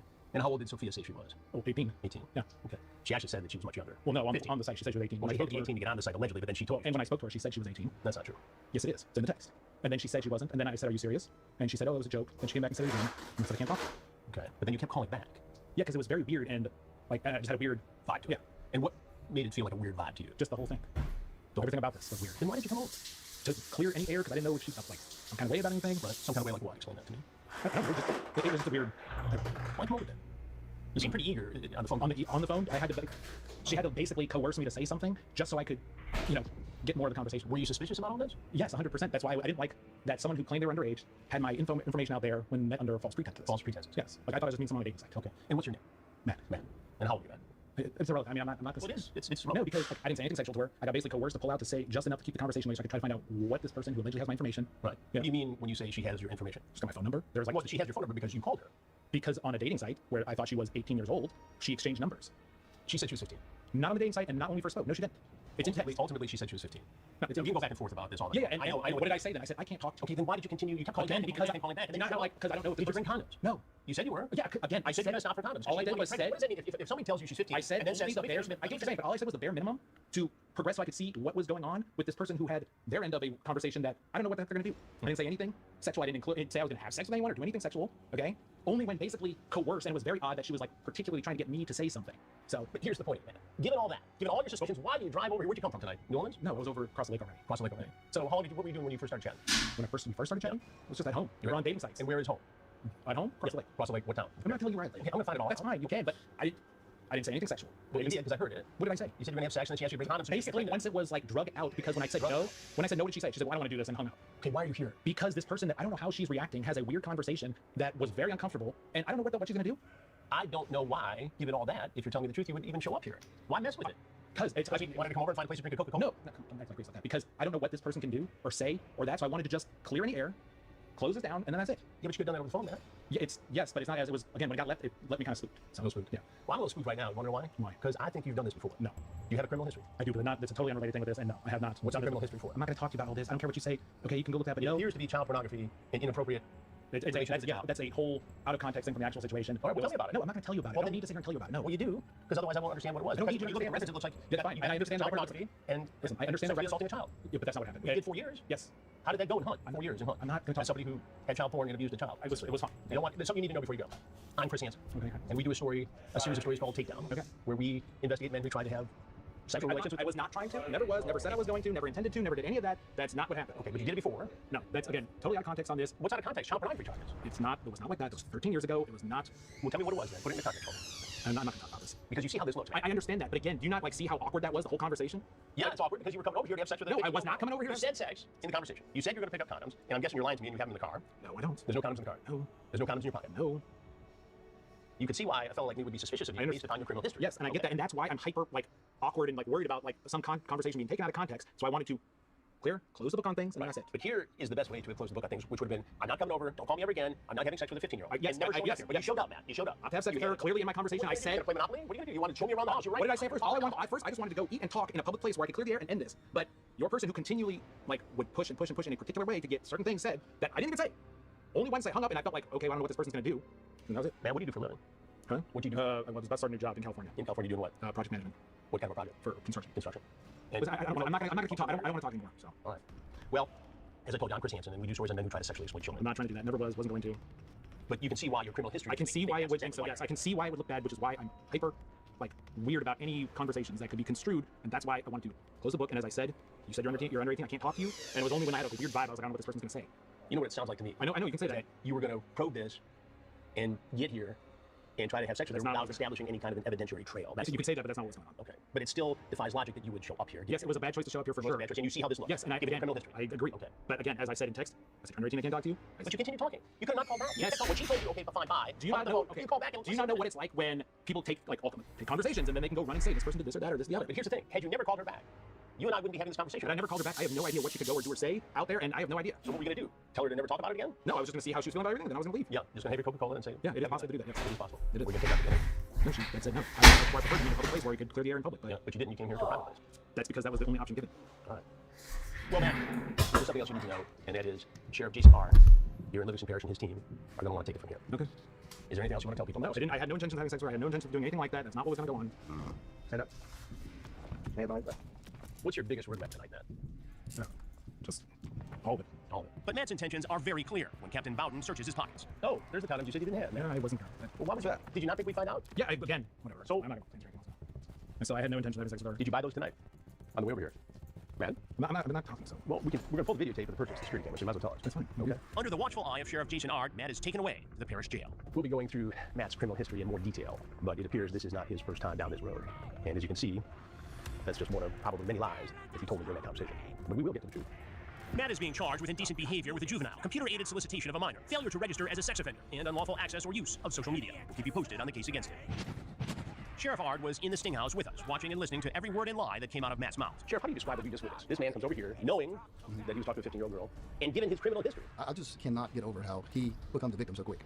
It's all about her doing this and her doing that, knowing good and well he knew what he was doing. He lied the whole time he was here. I want to come up here and clear the air. And that's all he kept saying, I want to clear the air. For what? Who does that, Sheriff? Who does that? Perpetrators do that. That's who does that. I mean, he is a predator. He come up here, he knew she's 15 years old, he knew exactly what he was doing. And, and I think the air has been cleared. He's going to jail. That's where he needs to be. I just can't get over the fact that as soon as they get here, it's also, they did this to me. I want to reason them up here because she taught me into coming up here. Now, he could have bailed out on this on numerous occasions. Numerous occasions. The decoy hung up on him a couple times. Yep. And he could never call back. Never showed up. He had it on his mind. I mean, he drove all the way over here from Mandeville.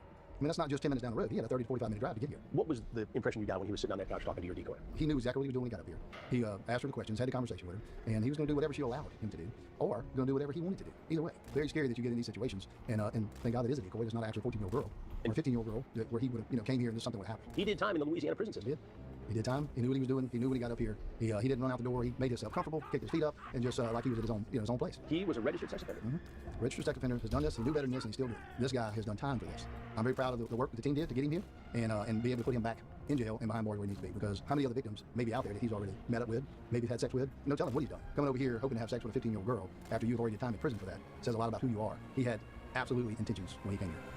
WatchTrueBlue.com is home to the full library of Takedown with Chris Hansen true crime documentaries and exclusive investigations. To hear more about the men caught in my predator investigations, listen to my podcast, Predators I've Caught with Chris Hansen. In the series, I dig deep inside the crimes, inside the minds of the predators, and I'll tell you where they are today. Predators I've Caught, available wherever you get your podcasts.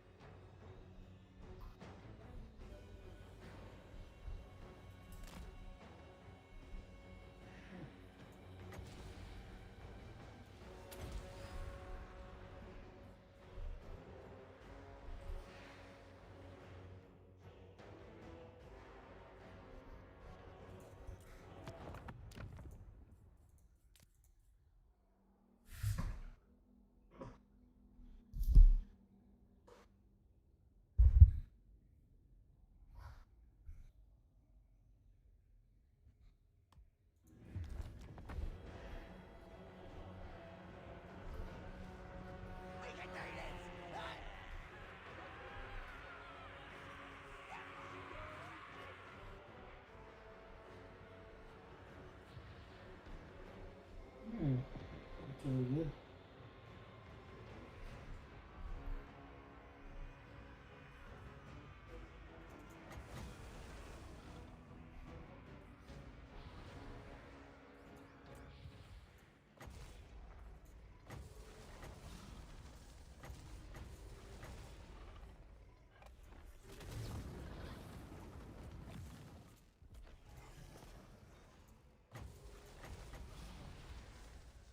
Wait, you can get a 3-cost hammer, and that's actually a fee.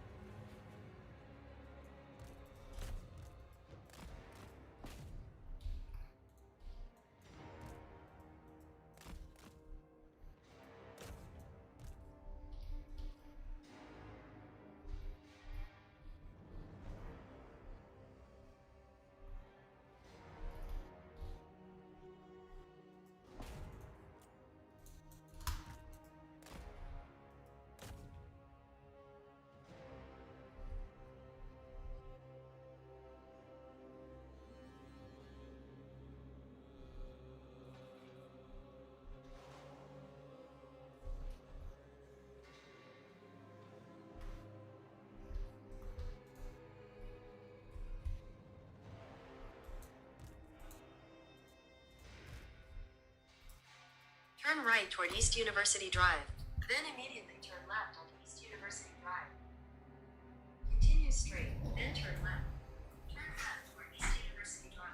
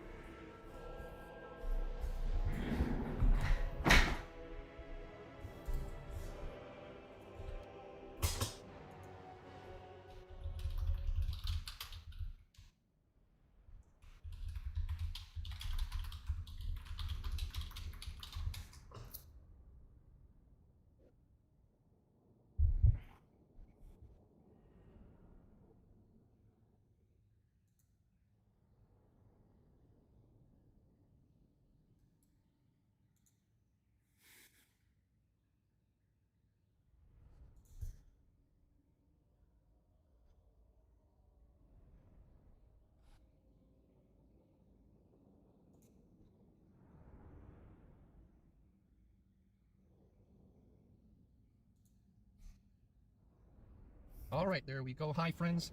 Denny is back with another video. Thank you for joining me. Gonna talk about dead-end jobs and being older. It is another Saturday night here, and I ain't got nobody. I actually got some money because I just got paid. I was like that lyric. I got some money because I just got paid. Well, yeah, no shit, you got some money. You just got paid, right? Unless you gave it all to the government right away. That's what happens sometimes. We don't even see the money. It's just we make it, but.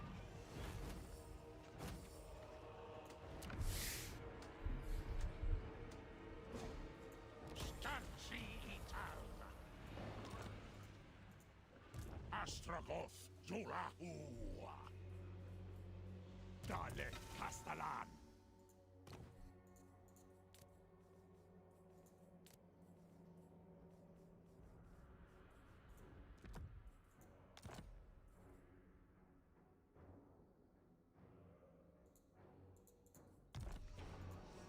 Aula de Fazma.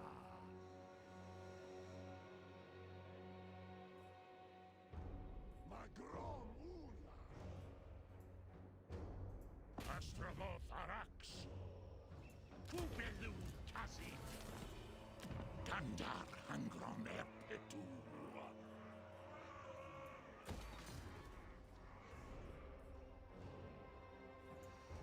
Kasutanunku.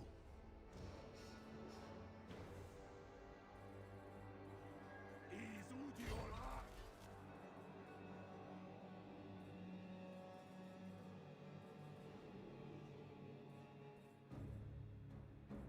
Hasudolio Marnuaf, Shar Hun Kuz.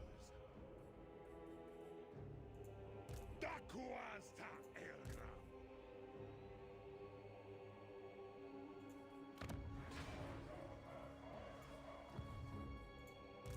Dror Jarik.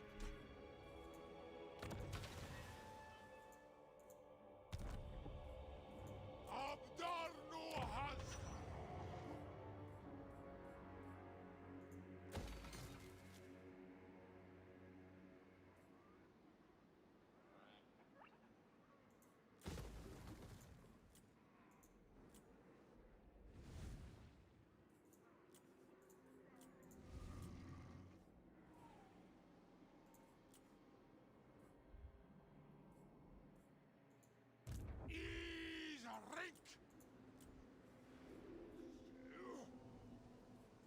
One after Azibartu Harnachron.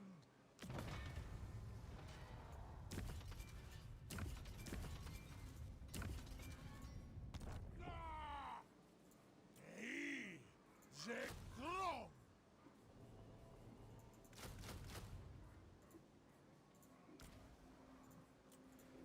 Gondok.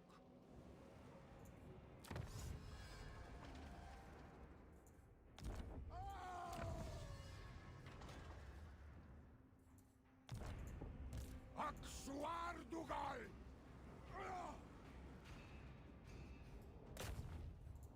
Skaz!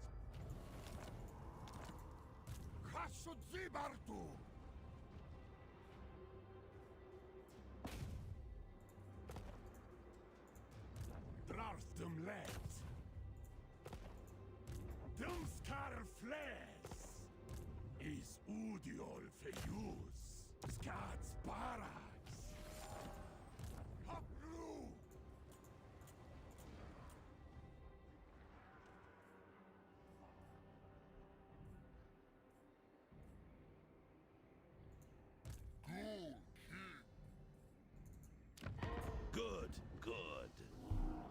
in need of more husks for my hordes.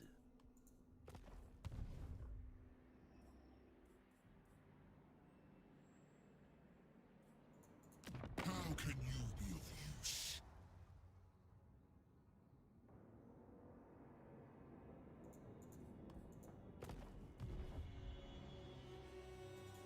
My title? Oh, ignore that.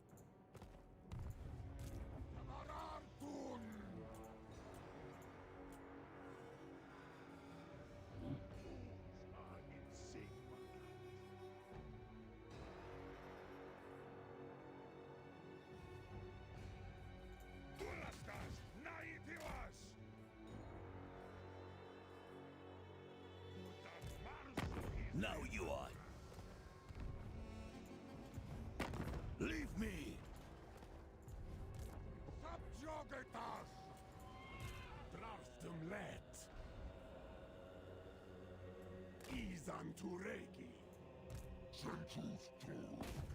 Brutalia. Dum fast. Draftum.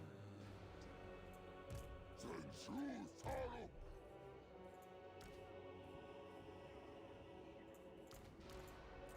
Vargras adok. Brutalia.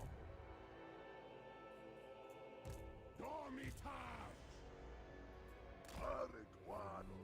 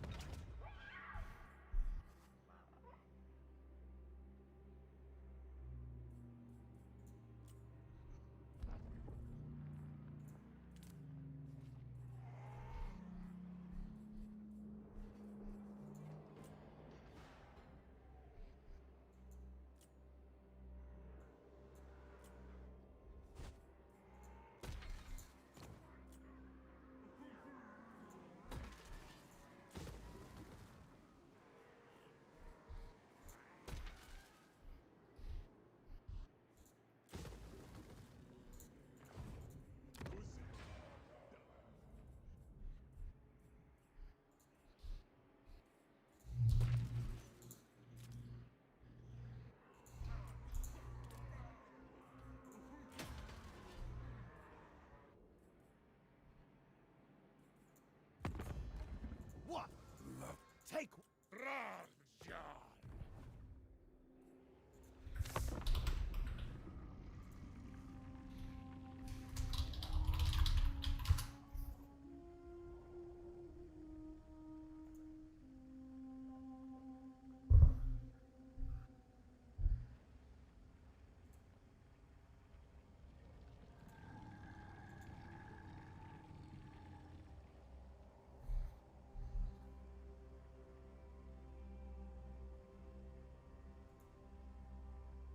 Get this, I'm gonna find you. The last place we're at, somehow he got where we were at in the Red Roof. What the I hell? get all the time right there. And she's yeah. dead. That's his ex-wife. This Ruben sounds like a bad guy. He really I is. think we gotta find. We might have to do a documentary on him. Please. They do go into great detail. They say, "Have you helped to one?" He says, "Oh my God." He talks about doing things in the tent with this presumed little girl. That's not happening. A, it's way too close for even the wife to do stuff. It's even talked about. He proposed the idea of putting on her face, meaning his wife, the wife. I think he was referencing you. Clearly, he knows. I don't like spit on my face, let alone I'm just even those guys. going off what was said here in the messages, and he, Anyhow, go to that. he then proposes the idea of this girl licking that off of the other your wife's face. I don't like It's- other women. I'm not accusing you. Yeah, not accusing you of anything. Clearly, just going off of what I have here. It doesn't sound like anything you would do either. No, it doesn't matter how much money you pay me in the world. No. No, maybe not taking a money shot. No. The only thing I touch anyone else for, maybe as bad as it sounds, is we were doing sex work. We were at this spot trying to get out of this lifestyle. How successful were you with that? I mean, when we were at the Not Red really. Roof, I Even was with a little 14 inches, not. Real decoy. He sent pictures of his, said all the sexual things he wanted to do. You have like screenshots and all that Yeah, we have it. It's on the iPad there. He's back here. Right back there at the tent. That's where they're living. What does he look like? Oh boy. How much time do you got? Got a bunch of crazy face tattoos. Tribal tattoos. Ever done with like a pencil? Just stand right over there. Yep, yes, sir. All right. Well, the officers are now back here talking to him. Oh my God, he's getting arrested. So we did let the authorities know they wanted them to just do an IP check since we were sending the messages. Okay. There he goes. That was quick. So it just everything just points it to it being you behind the messages, Rita. But I can prove that. Like, disprove that completely. Okay. I'm sure you'll get a chance to. I understand this is serious, but I would like to get a chance to prove it. Understood. I like this to not wreck my life for a time. But you do see how it looks to be you. I do see. But I can see how prove it it's looks. not. Okay. I can prove this wasn't me. Okay. I can't give muscles in the back. Bria, how could Ruben know this much about you? I just don't. Because his girlfriend, his wife Abby, was my girlfriend for 5 years. She knew everything about me. But currently, I mean, he knows you're in a tent. He knows you work at the mobile. He also knew if you boys want to check, he burned us out of our last spot somehow. He knew we were overrun by Warren, by the Marriott Town Suites. There's a score spot where he had a Molotov at 2 in the morning. If you can tell me how he found me, I'd love to know. Well, I guess we'll have to figure out how Ruben did this to you. I can tell you that he's going to be housed at the Warren PD, all right? Why? Because he's being arrested. For something that he didn't do, what happened to innocent until proven guilty, like the constitutional right has. Okay, Not given the just fact that we have preservation presented, of privacy. given the fact that we have presented today, there's probable cause to bring him in for an arrest, okay? So we are going to bring him in. He's going to be charged. He's going to be arraigned tomorrow. The judge will give him a bond. If you want to call around 2 p.m. tomorrow, they should have his bond amount and what his charges, okay? How am I supposed to get that? I don't have money. My phone is not working unless I'm connected up to You Wi-Fi. could always go up to the Warren PD as well. Our court is right there. I can't leave my stuff. Those are the only options that we have, So unfortunately. what happens if he does get bonded out? Can he come back here? If he gets bonded out, sure. Is someone gonna be able to bond him out, like a place or something? That's up Like, to him to find someone to bond him out. Or if you want to find someone to bond him out for him. there's a number in his phone I really need. It's to get. Well, in. his phone is going to be evidence. I need a number out of that phone. No, his phone's going across. Is it okay if I say just one more thing to him? Yep. Now, if I could say one thing, Brita, I just have to let you know, I'm not actually Nigel with National Geographic. I'm I'm actually. a big National Geographic fan. Okay, I'm actually Speed Hansel with the Predatorial Investigation Unit. Okay, we're doing an online series, but I'd also try to meet up with online for sex. I understand. Okay, I'm just letting you know that. You just didn't see it. This is one of the things that Ruben has taken away before. It's one of the reasons they tried to tell Abby that she couldn't marry him and have with him. Okay, well, we'll see if we can get to the bottom of what this Ruben character is really doing and where he is. Yeah, I'm sorry about Brita doing this. I don't know. Okay, I understand this. It's just You really don't. I lost everything. He's the only thing that I have left besides that dog.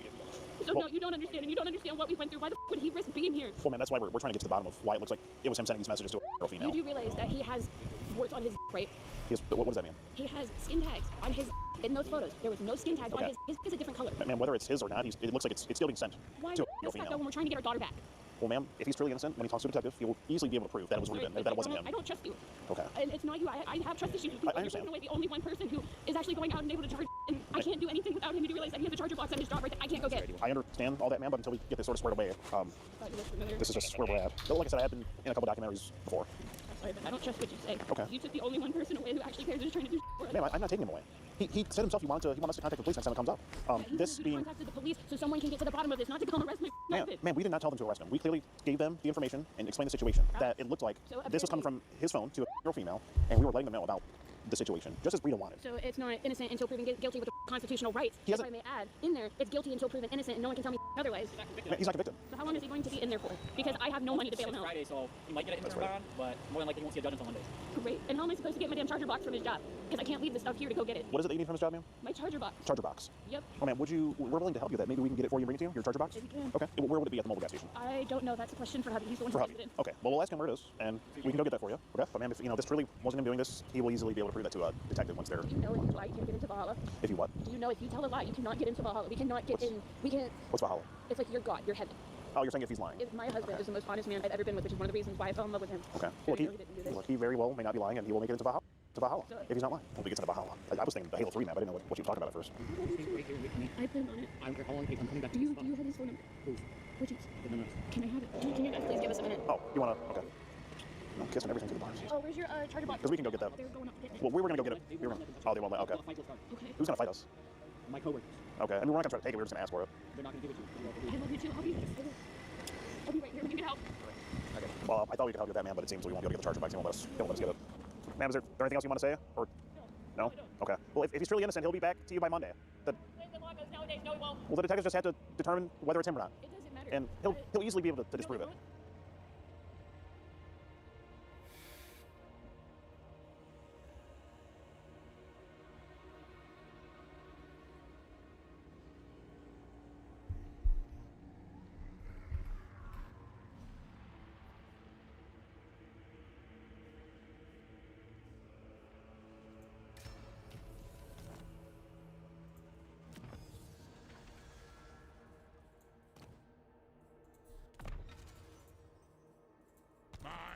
wandering coolie as what? Thou man see a noon too.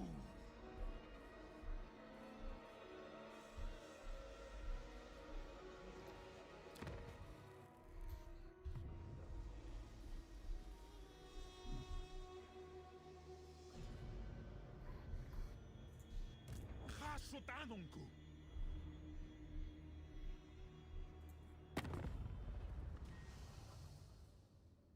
That won't work.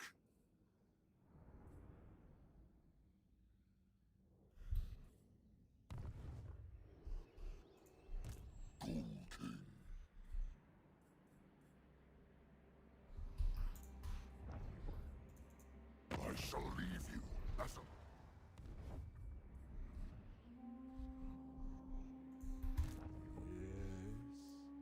Yes.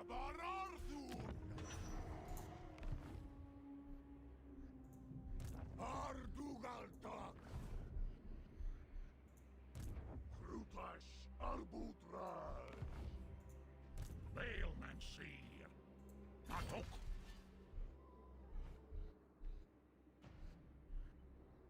Inuvar spal karunzal. Zul unajar. Arhasut. Istak Artal Vantoras. Tagrungron Apgru. Crypt King.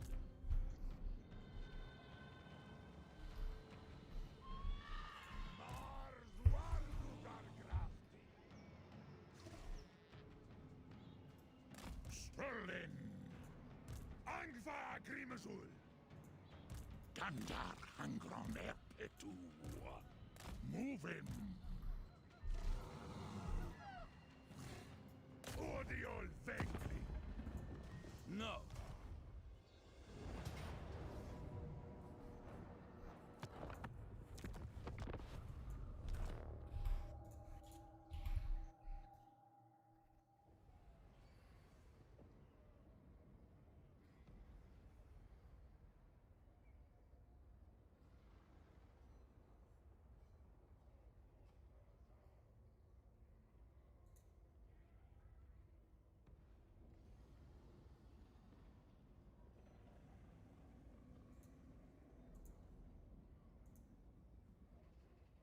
I have my son. I have a restraining order just on leave. He's not supposed to be here. He just won't leave. He's gonna say what he ain't gonna do and just. Is he here now? Yeah, let me put the dog out. Okay. Let me get arrested. So there was a protection order? He's Wayne. You're Wayne, right? He's Wayne? Yes. That's my oldest son. This is where they're going to rule it. I don't know if he's upstairs. I didn't go upstairs. I asked him to leave. He just what he said what he wasn't going to do. No, I left. I went outside. I don't feel like arguing. I'm been through all of this. Sorry. Officers are here. What's up, man? Are you Dwayne? Yeah. All right, it's time to go. Have you stand up, please. I don't let nowhere else to go. I'm actually leaving. I told him I'll be going tomorrow. Okay, we use this as protection order. You can't be here. So I'm going. You're going to go to jail. No, the protection order. Stand up. I need to go downstairs. No. Let's go. Don't touch me, dog. Do not touch me. Listen, I'm not going to fight with you. Hey, look, not touch me. Real. We're going to put your handcuffs. All right, get the fuck out there. Get out. No. Stop. Stop.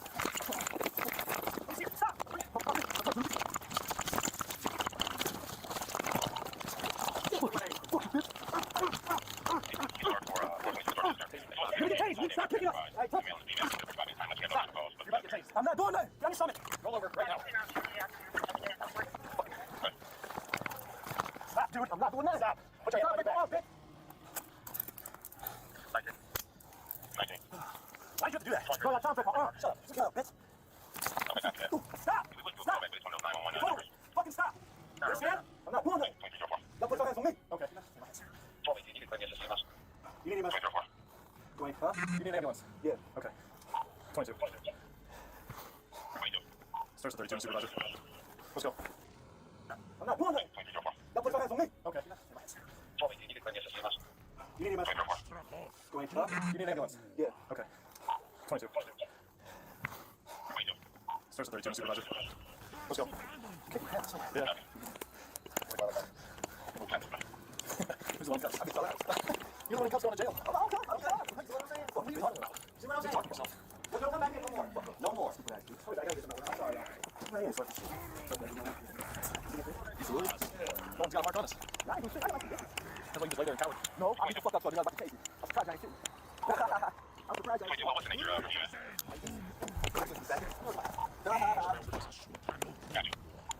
How can you claim you beat our ass when you're the one that's tossing back the car? Y'all about to tase me or shoot me, bitch? No, I'm gonna shoot you. I'll beat your ass. What, you can't get tased? What, you gonna tase me? Well, I'm not gonna tase you now. Shut up, you tased me earlier. Well, what happened? When I came home, I used the back door. So I came in here. I said, Dwayne, you can't be here. You know what I mean? Protection order against him? Yes. For what was that from? He tore the house up. Okay. He tore my whole house up once before, and I had to go down there, and and I thought he was doing better. I'm like, but you can't be here. I'm sorry. Yeah. You know what I mean? This is what you did this to yourself. And he told me, I'm going to bed. I'm like, no, you can't do that. I said, listen, I'm not going to argue with you. And I called 911. Okay. You know, and he showed his tail up there too. I'm sorry. So what? Did you go upstairs when they went up to get him? Yes. And what happened once they got him? I ain't going. I mean, he had that cocky attitude of what he ain't gonna do. Okay. Were they telling him that he's under arrest? Yes. He gave up, and he wouldn't know. He did not. He didn't know. He acted real ugly. Okay. So did you see him punch the officers at all? Did you see the officers throwing punches? Did you see him rip him out? I don't know what happened. Well, get his ass out the bed. You know what I mean? You can do until you hold on to shit. They had to follow, which was understandable. And I told him, stop. And when they finally got him out, he cussed everybody. Out-cussed me. Out-cussed the officers out, and they got him out, and I locked up. Okay. Did you see the officers punch him or anything like that? No, I seen him pulling him out that day. You just saw him yanking on him and trying to get him out. Was he holding on to the bed? Okay. Want to see what it looks like? Yeah, if you don't mind, I'm actually gonna take the photo. Let me put the photo. Okay. Sounds good. No more. Yeah. I mean, well, he's definitely going to jail tonight. Yeah. I told him I tried my best, officer. Tell him, man, look, you can't be here. I ain't got nowhere to go. That is not my problem. If everyone years old, you come in here, you cuss me out. You know what I mean? I mean, no, I can't. Anybody else witness anything happened? Or was it just the officers up there outside? Just me. Yeah. You mind if I snap a few photos? Come in. I'm sick of it. You can't help them if they don't want to help themselves. You cannot take over this. I work too hard, man. I mean, I try to do the right thing. Let you and your brother stay old enough to be on your own. The first thing y'all want to do is y'all want to hang around, have a house full of people, because I was staying with my girl. You know what I mean? No. How old is he? 31. Yeah, so goes up a little bit, get the job, right? Well, he cussed me out, so that's what Right. most. Like he wants to stay in your house and he's going to tell you that. Yeah, I mean, I'm the kid now. No. Well, you got all these up first. I broke my man, throw off my wife before she passed. Is it drugs or just a mental thing, you think? Or? I asked him to get some help down there at the Hazen. Yeah. I said, you know what I mean? Perhaps some things can work out if you get you a little help. Yeah. But whatever you're doing, it's not working for you. Really. You know what I mean? Because you're busy keeping things going. Like I'm saying, I was saying my girl was just on the phone. When I got back, you know, the mic on the rail, he left. I'm like, oh, no, y'all gotta go. Everybody out. He even now. But then all of a sudden today, I'm like, no, if I let you come in today, officer, and you would do this, I believe the same thing would happen. You're gonna try to run me, and I can't have that. Yeah. I'm sorry. So whatever happened to his tail now, I gave him a warning. I tried to be the best I could be, and that's all I'm doing. You're not gonna hurt me, and I don't have nothing in here. But my dog. Let me ask you your opinion. Do you think, since you watched what happened to the officers, do you think anything different? No, accordingly. Okay. You gonna get that done, though?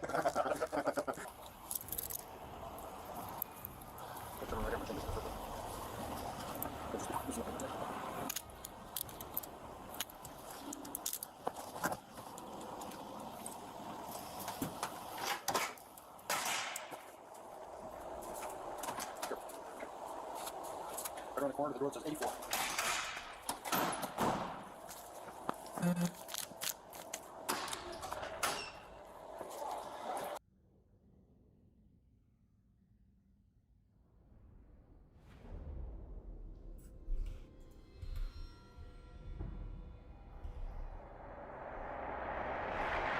Coming up on Takedown with Chris Hansen. In Blount County, Alabama, Caleb and his Crocs weren't expecting to find me. What's happening? But it's my chat with him that was very unexpected. You're playing a game with me, Caleb, here, and you know and I know what was said in the chat. A lot of scammers out there. Right. And what else did you think?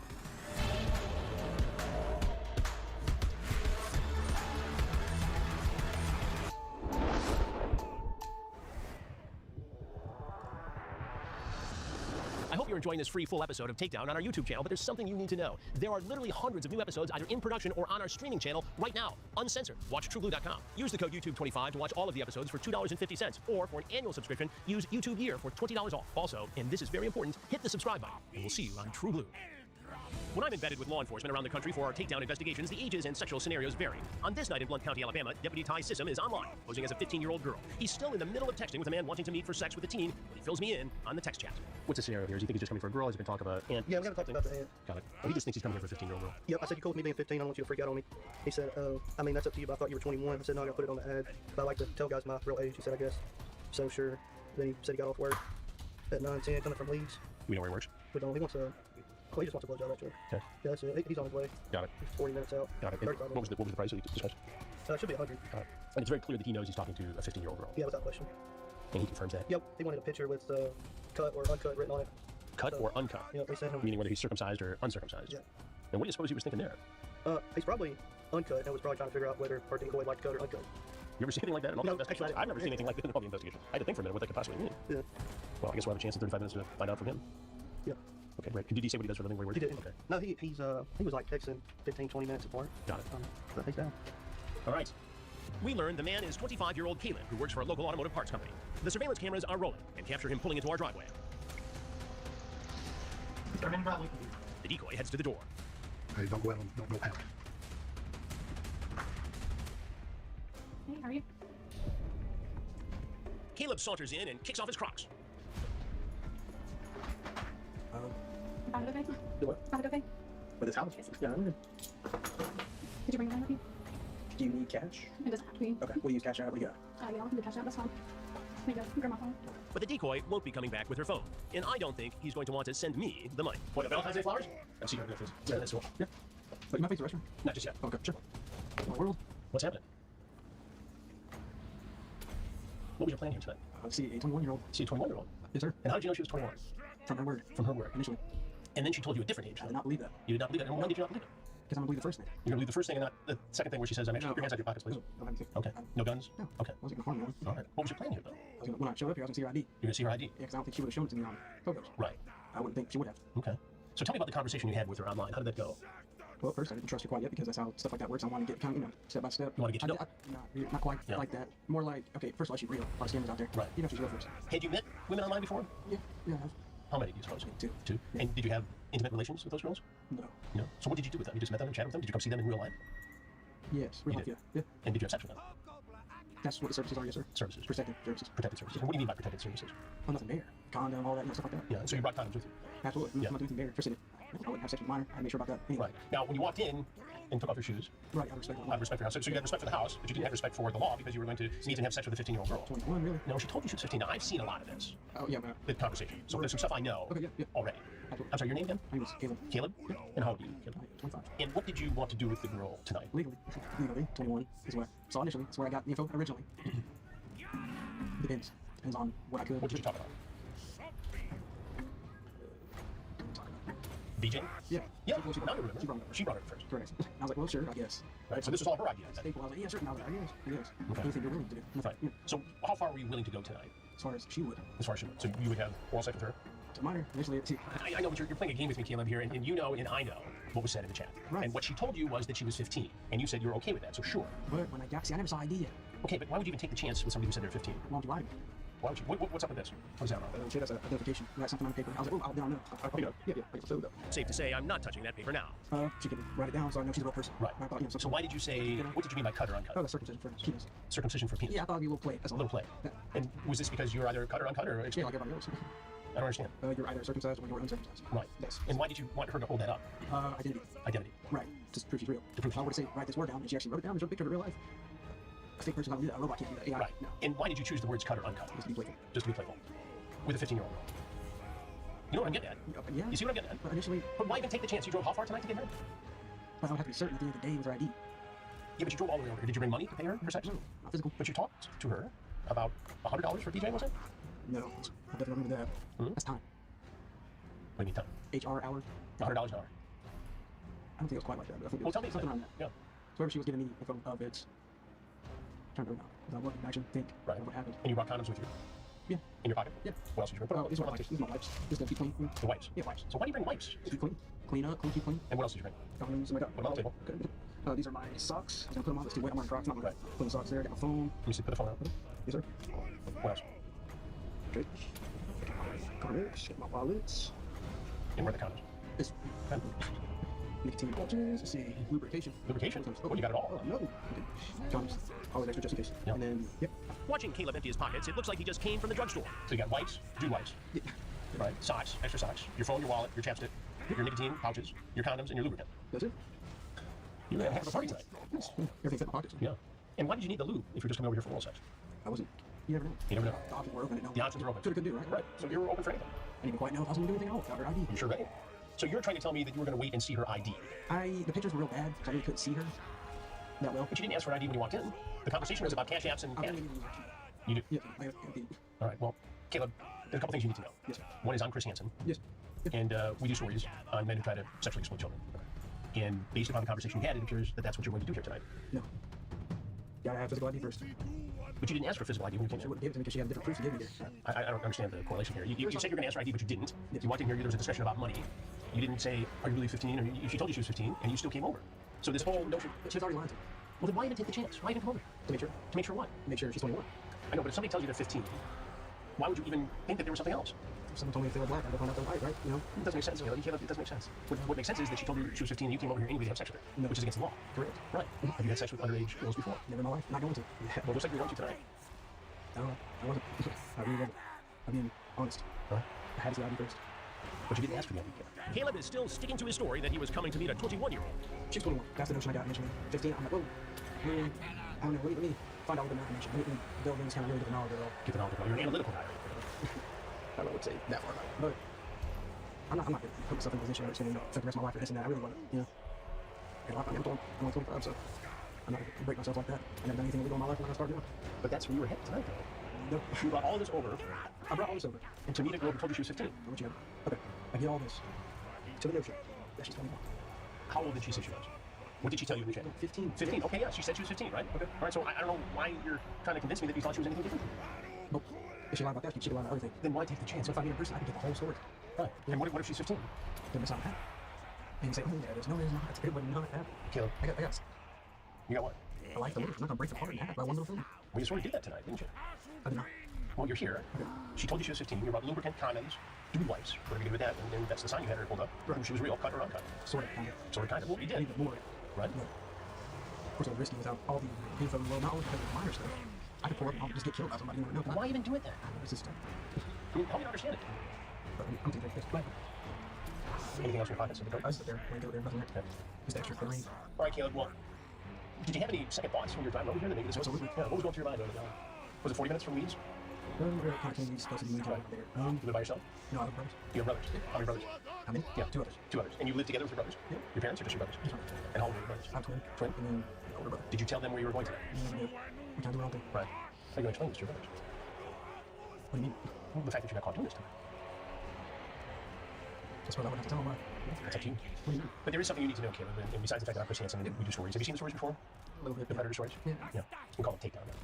And so if you've seen them, you probably know that we collaborate with law enforcement and the folks from Blount County Sheriff are here, and they're going to want to take it from here. Okay. Is there anything else you want people to know before we do? No, sir, you took the full time. I'm sorry? You had it to. You got it. Okay. Yes, sir. All right. These fellas are going to take it from here, Caleb. Okay.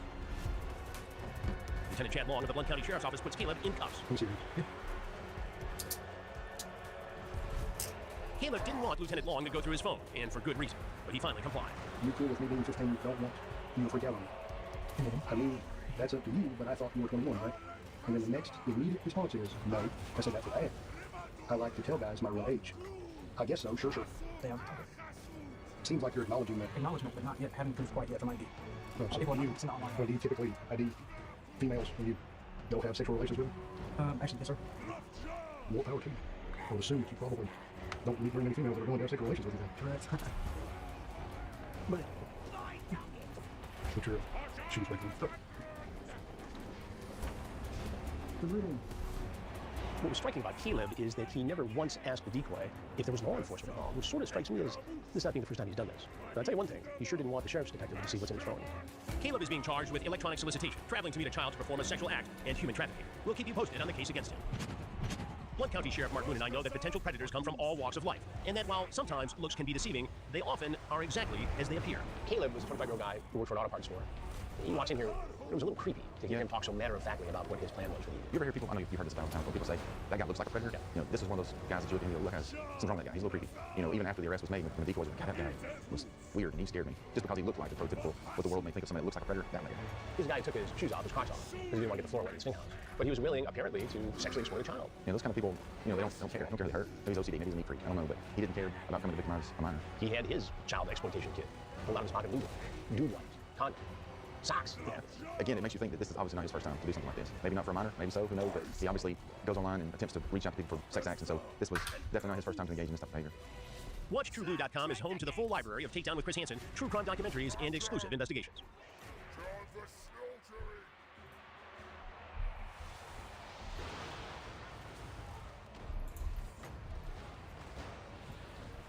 Bring on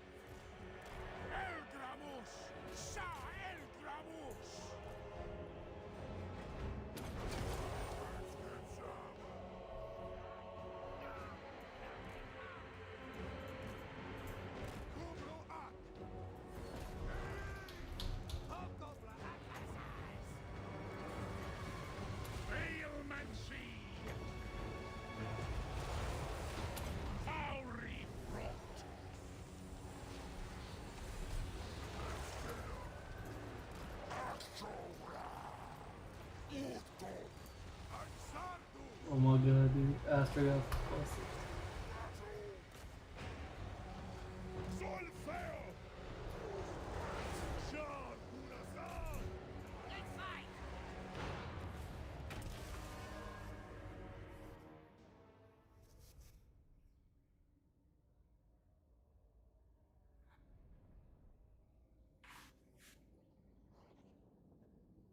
If that would count as a lot of labor or not.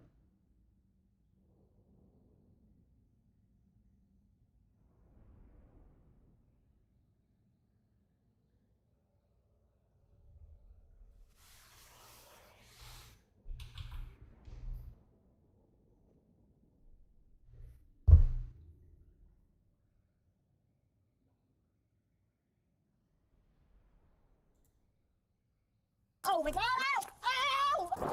What have I done wrong? I am pissing my pants right now. Ma'am. Since we're leaving. You're not giving me a chance. We shall talk to you outside. Oh, I want to talk to you right now. No, we're going to talk outside. Stop it. Here's what I'm going to tell you. I have a kid waiting for me. With her, sir, because it's not going to go. Sir, I have a kid waiting for me since last night. We got bumped 3 times. Go get your bag, sir, because she's leaving. If you're with her, you're leaving too. You are. Are you okay with this? I really don't understand her I have a kid defense for her behavior. I mean, I have kids too. Does that give me the right to go in public at the airport and act like a complete Get some clothes on. I'm going inside. I'm naked and you're not coming in. What do you do? Okay. These drunk numbnuts harassed a 19-year-old receptionist before going back to their room to make love. Hey, how are you? So what's going on? I guess. Yeah, there's a couple up there. They just like came down. They had some like racist comments, I guess, towards the company. Like once I told them who owns it, and then they asked me to play pool, and I said no. They said, "Oh, you're awkward," and her boyfriend called me. I was like, "That's fine." And this was like completely like unprovoked, like for no reason. Yeah. Okay. They came around this. Okay, so you're you want them removed? Yes. Okay. Did you tell them that or? No. No. She was just too aggressive. Right. To me. No. Yeah, I Like, understand. like a conversation. Like I asked her, I'm like, "Why are you taking your jacket off?" And she's like, "I'm hot." I'm like, "Okay." Well, no, I didn't like. Yeah. Okay. All right. What room number is it? 304. Go on to room 304. So yes, they want to move. We key to get on there. Yeah, it also works for that room just in case you know. Okay. They don't know they're gonna kick that shit out.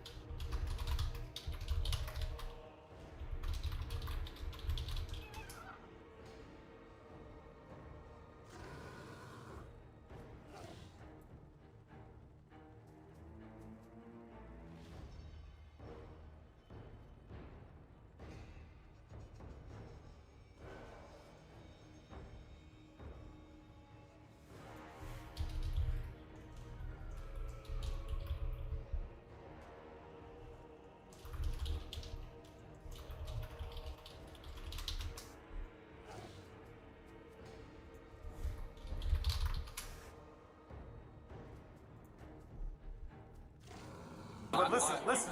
You took stolen property that you knew that they stole and put in your merchant. So On April 1st, 2023, airport officers were dispatched to Coach in response to a reported theft. They have a camera? I asked about camera. They say he has a super long white jacket though with the hood on, so you see him, you can't miss him. A super long white jacket? Yeah. You see him, you can't miss him. You guys have any cameras? You have a camera? Can we see the footage? Yeah. So we take a picture, send it to our camera people, so we can probably get a picture out of it. What do you steal? Well, we said stole a wallet. Yeah, where's it like? Like one of these right here? Or It looks almost like one of these. hi, can we see the camera? But it's right here. He grabs it. How long ago was it? 33, like now, 15 minutes. How many? 15 minutes ago. Yeah, I'm gonna prosecute. Yes. We find it. Okay. Cool beans. Hopefully we'll find it. Thank you. He probably you can check the public side, but he probably went on the Skylink down here one of the gates. But it's up to you. You can go do that if you like. Oh look, they just sent a picture. He was at gate 24. He was at right there. He was right there. They took a picture of him. He was right there. While searching for the suspects, officers received a report of 2 individuals matching the suspects' descriptions, attempting to force entry into an airport lounge. Good morning. Good morning. Did you see this? Someone come in here? Yes, 2 guys. 2, right? Yes. They're criminals. Where'd he go? He tried down here to the trying to go to the club with that white coat. Yeah, where he go? Yes, he just went downstairs. Yeah, that's what the sunglasses. Yes. Party at 2. Yeah, he just went downstairs. He just went down. Yes. Come on now, people. Come.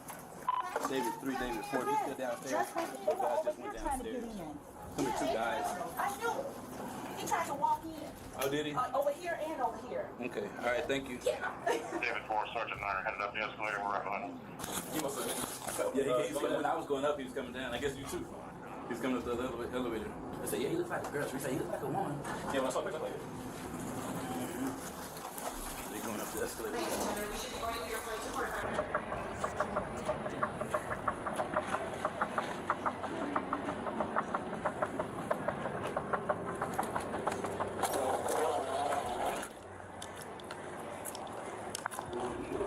Excuse me. Sir. We need to talk to you. I'm right behind you. I know you hear me. Okay. We have you on video taking a wallet out of the coach store. We need to check your belongings, see if you have that item. Good, how are you? Just having a flight in 20 minutes to Tennessee get all. Actually, trans. But that coat matches the exact coat you had on. I'm sorry? I'm pulling everything out for you to check. That's fine. If you want to search it. You want me to search it? Oh, I thought you wanted me to just search it. No, let's make this easy. It was for his birthday. So I got it from him. I have it in touch, so we just came from rehab. So I do have it. I gave it to him. I'll get it for you. You just say our flight literally sitting in the corner. Never out of here again. So, Sarge, he just admitted that he gave it to him. For his birthday. I just gave it. We literally just came from a rehab in California. I have a sick in the head. Not okay. Our flight is leaving. We're going to West Palm Beach. We're going to his parents' house. This is the first time I've ever been to this airport. I'm walking up here. She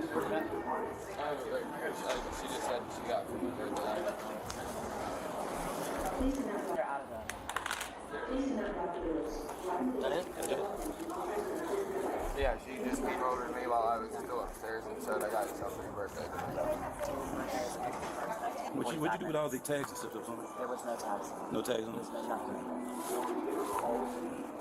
There was absolutely nothing. Yeah. They want to prosecute. Yeah. Yeah. They want to prosecute. Where's your ID? Your ID, your 40 pass? Excuse me? Oh, yeah. Oh, yeah. Jay, you have my wallet? I'm gonna miss my flight. Do you have a wallet? No, I'm gonna miss it in general. They're cops. Did they tell with the video which one of them? Where's my wallet? Come over here. Come over here. Do you have his wallet? I might. I mean, we literally just woke up. We slept here over a mental flight. Do you have my ID or my wallet?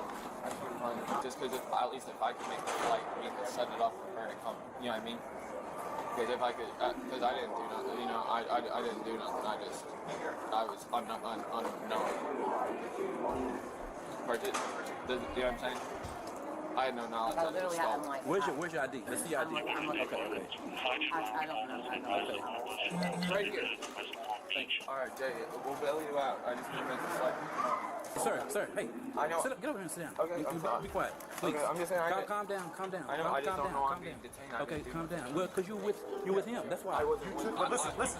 You took stolen property that you knew that they stole and put in your merchant. So just you're gonna have to. Hey, listen. Calm down. Let's Until we get this investigated, you're gonna have to hang tight and pay. What did you tell me when you walked up there? I bought you. Let you go. I know. You said I bought you. What's your name? Brendan Wood. You just need to calm down. I'm sorry. Let us know, Doc. Just sit there. All right. I'm sorry. I'm just worried about missing the flight. We don't know what all's happened, so we have to investigate this before we can release you. I'm sorry. Yeah, no. I'm sorry. Just because it's my birthday and I had to sleep for my layover this morning, and I woke up to Jay going, listen, I got you something for your birthday. I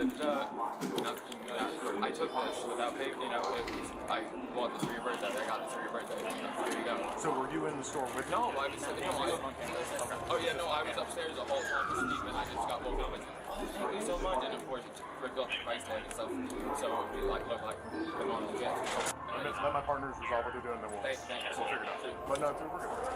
You gotta go. I don't need to take your dinner. We're investigating a crime, so just hang tight. Well, we've been engaged for 5 years. We're going to our business, so put everything in there. Because you're not going to be able to rent if they're going to charge you. That's a me to the jail. I know, so they're not. Do you think they're going to put this in your personals? Is it your medication? Yes, it's my medication. Did you take your medication? Yes. Okay, Jay, no, they don't. Trust me. I've seen them throw out people's oxys. I've seen them throw out people's antidepressants. I've seen them throw out people's everything. Do they or do they not hold on to, like, let's say you have a bunch of meds? What medication is yours? Almost all of it. Okay, so I want you to take all of your medication. Okay, and any property of his that you can take. Excuse me. Your name. I'm calling you Mr. Brown. Okay. Whatever property of his that he's willing to release to you, go ahead and take it, please. The less property, the better to be. So you don't have to deal with all this stuff. Yeah, thank you so much. I apologize for the rush. My mom won't be able to. That's fine. We're just trying to get everything. I just woke up and like, well, it was my birthday today. We're past that right now, all right? Yeah. Just working with testing. As soon as you got your stuff, you're good to go and make the flight. Thank you, guys. Just go ahead and just you're running out of time. Oh no, I know. I'm gonna. You just want to make sure you got everything you need. I just couldn't even talk, Okay, so just grab everything you need. Yeah, Jake, give me, unless it's your Astragoth. That was a total mistake. Alright, I love you. Alright, call my mom's number once you're able to make a call, okay? Yeah, take your meds and stuff. Take more than enough sub because in case they hold you for like 2 days. Okay? You have shit in here? Alright, let's go. Go. Oh, Jake. Do you want to take it? Go. Yeah. Alright, what else do you got? Alright, thank you guys. Thank you for treating us with respect. We appreciate it. Alright, we'll make a slice. Thank you. Thank you, baby. I'm so sorry this happened. Maybe you're just trying to get something for me, but we both done this on the right way. I love you. Okay? I love you. Be strong, and we'll call you, and you'll be good within a couple days. Go get on the train. Love you. You have to. What were you doing in the Airman's Club? Or in the Capsule one, huh? Okay. They was about to make a complaint on you, which means you would have got a good fast on both of y'all. So if you're not a member of one of those clubs, that's one place. Well, when you talk to them again, tell them don't just be going to those places. They don't even like us up there. So yeah, you get into some trouble. Yeah, what you do with all the tags on it? There was not any tags in there. Because it said on the outside, like the thing was where I picked it up, but like 4 other ones. Oh, okay. Would I be able to find out? I think. You see the judge? Yeah. If you see the judge, I don't know if they're going to allow you to FaceTime with the judge or not. If not, you're going to stay here in our facility. And then tomorrow, Tarrant County's going to be good. Because it's a weekend, it's another. They ain't picked up already. They might be good today. They'll let you know everything when you. Have some messages to tell you. Yeah, they'll let you know everything. They'll tell you. The man was charged with theft, missed his flight, and was released the following Monday after spending the weekend in jail.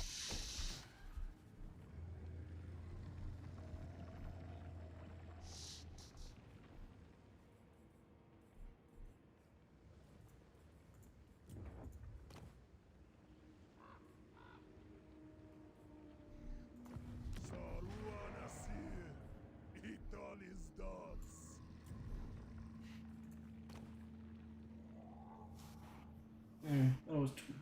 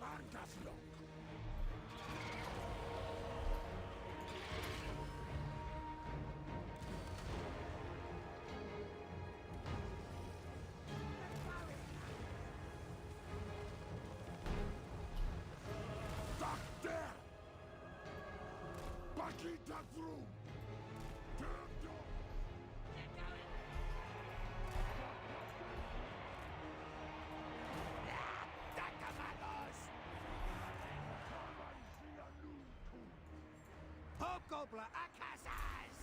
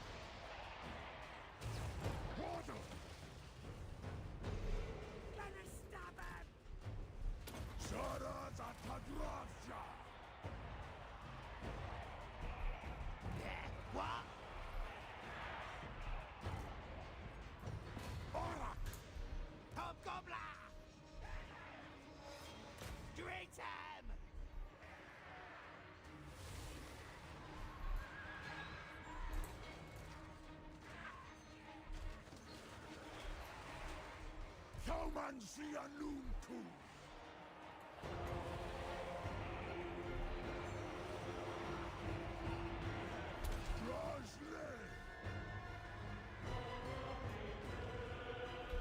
Work, Sam! Slam train tickets!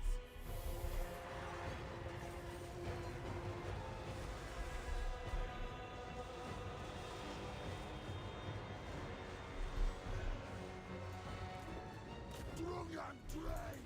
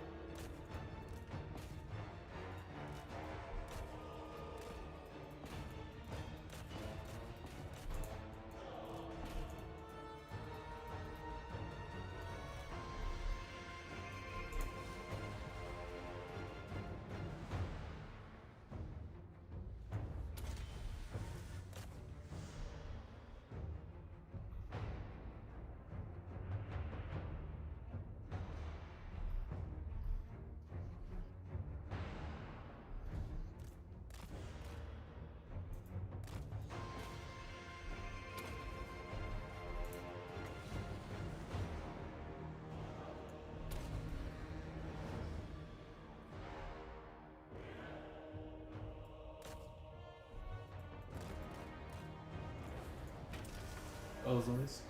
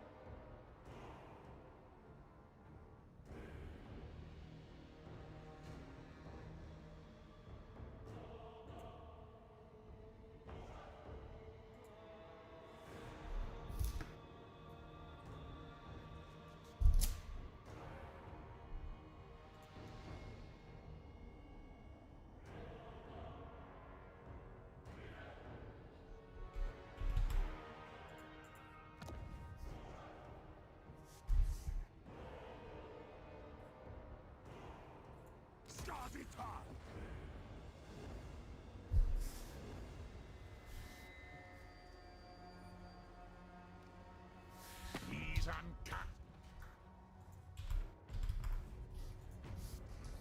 Yeah, it was really 2 a.m. though.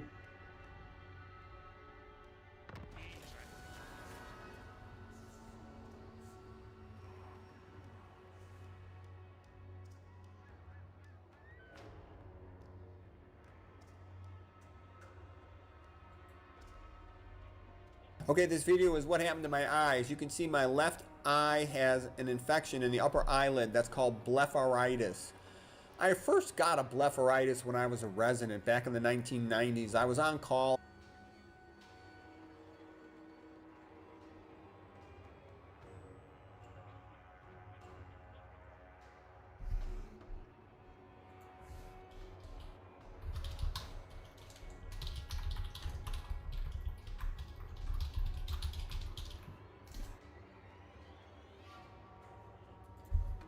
In the summer, it was really hot and I had to run around. I had to read tons. I'm all sweaty. I pushed my glasses back up my nose. And then I also had to, we used to have to do all the ultrasound. I had to scan a gallbladder, wearing gloves, take the gloves off. Anyways, I got blood powder in my eye and it caused an inflammatory response. And my eye got so inflamed, I had to run down the emergency room. They rinsed it out with the little fountain thing they had down there. And I was fine, but I got a little blepharitis. And then ever since then, every 1 or 2 years, I get a little blepharitis. Okay, usually all I do is rinse it in the shower 2 or 3 times a day, focus a beam of water on it and it goes away. Sometimes I gotta rub it with baby shampoo and it goes away. At worst, I have to use antibiotic drops. So when I get a bad one, like I kind of got right now, it'll take 2 weeks usually to go away. My eye doctor died of pancreatic cancer, which is pretty sad. Okay, he was a great doctor, great guy. So I gotta find a new eye doctor because it looks like I might need eye drops. I don't want to use eye drops. I don't want to put antibiotics in it, but maybe I do need it. Anyways, and then the other things that'll make it flare up. If I get a hair stuck in my eye, I always make sure I take a shower, rinse, get the hair out fast. If the hair sits in my eye, I'll get a blepharitis. If I get food or dirt, sometimes you're eating a salad, a little piece of salad will flick into your eye.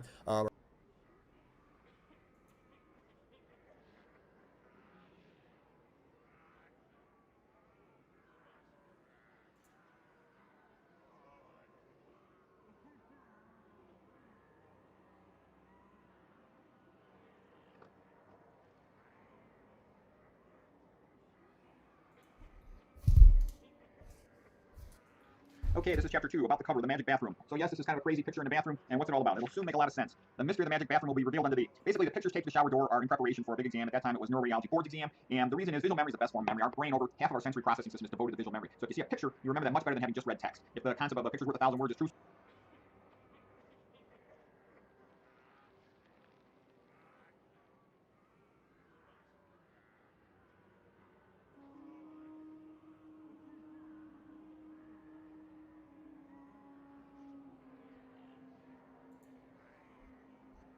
Okay, hi, we're going to talk about diabetes. The big question with diabetes is what causes diabetes? And hardly anybody knows this. Diabetes is caused by eating saturated fat and by drinking excessive amounts of processed fructose. That's key. If you only remember one thing from this talk, that's the most important thing to get out of this. Diabetes is a lipid disease. Everyone says, oh, it's a carbohydrate disease. No, it is primarily a lipid disease. Hyperglycemia is a secondary effect of ingesting large amounts of lipid. That's an important point. If you ever want to cure a disease, you have to remove what causes the disease. And in order to remove what causes or avoid what causes the disease, you have to know what causes the disease. And what causes diabetes is eating excessive amounts of saturated fat. That's the key thing, okay? So what causes diabetes? Eating excessive amounts of saturated fat or drinking excessive amounts of fructose. When I say drinking excessive amount of fructose, I just mean that the fastest way to bolus yourself with fructose is drinking a whole bunch of like soda pop or one of these other sweetened drinks, energy drinks, any one of those things. Here is the best paper ever written on diabetes in the entire history of diabetes. It's the Banting Lecture of 2004. The author is named Michael Brownlee. Michael Brownlee is a type 1 diabetic, okay? And the guy's a genius. He deserves a Nobel Prize. Okay, next, intramyocellular lipid. So what's likely to happen is when you eat large amounts of saturated fat, the saturated fat is able to get inside the skeletal muscle cell more quickly and more thoroughly than does the glucose. Typically when you eat a meal, ideally postprandially, 80%, maybe even 85% of the glucose should go and be stored in the muscle, largely in the form of glycogen for the muscle. Muscles are all over the body. They're pretty big, so they can store a lot of glycogen. Your liver can store, a good reasonable amount to maintain your blood sugar for the course of one day, but you can store quite a lot of postprandial glucose in your skeletal muscle. And that's a good spot for it. That's where glucose should be stored.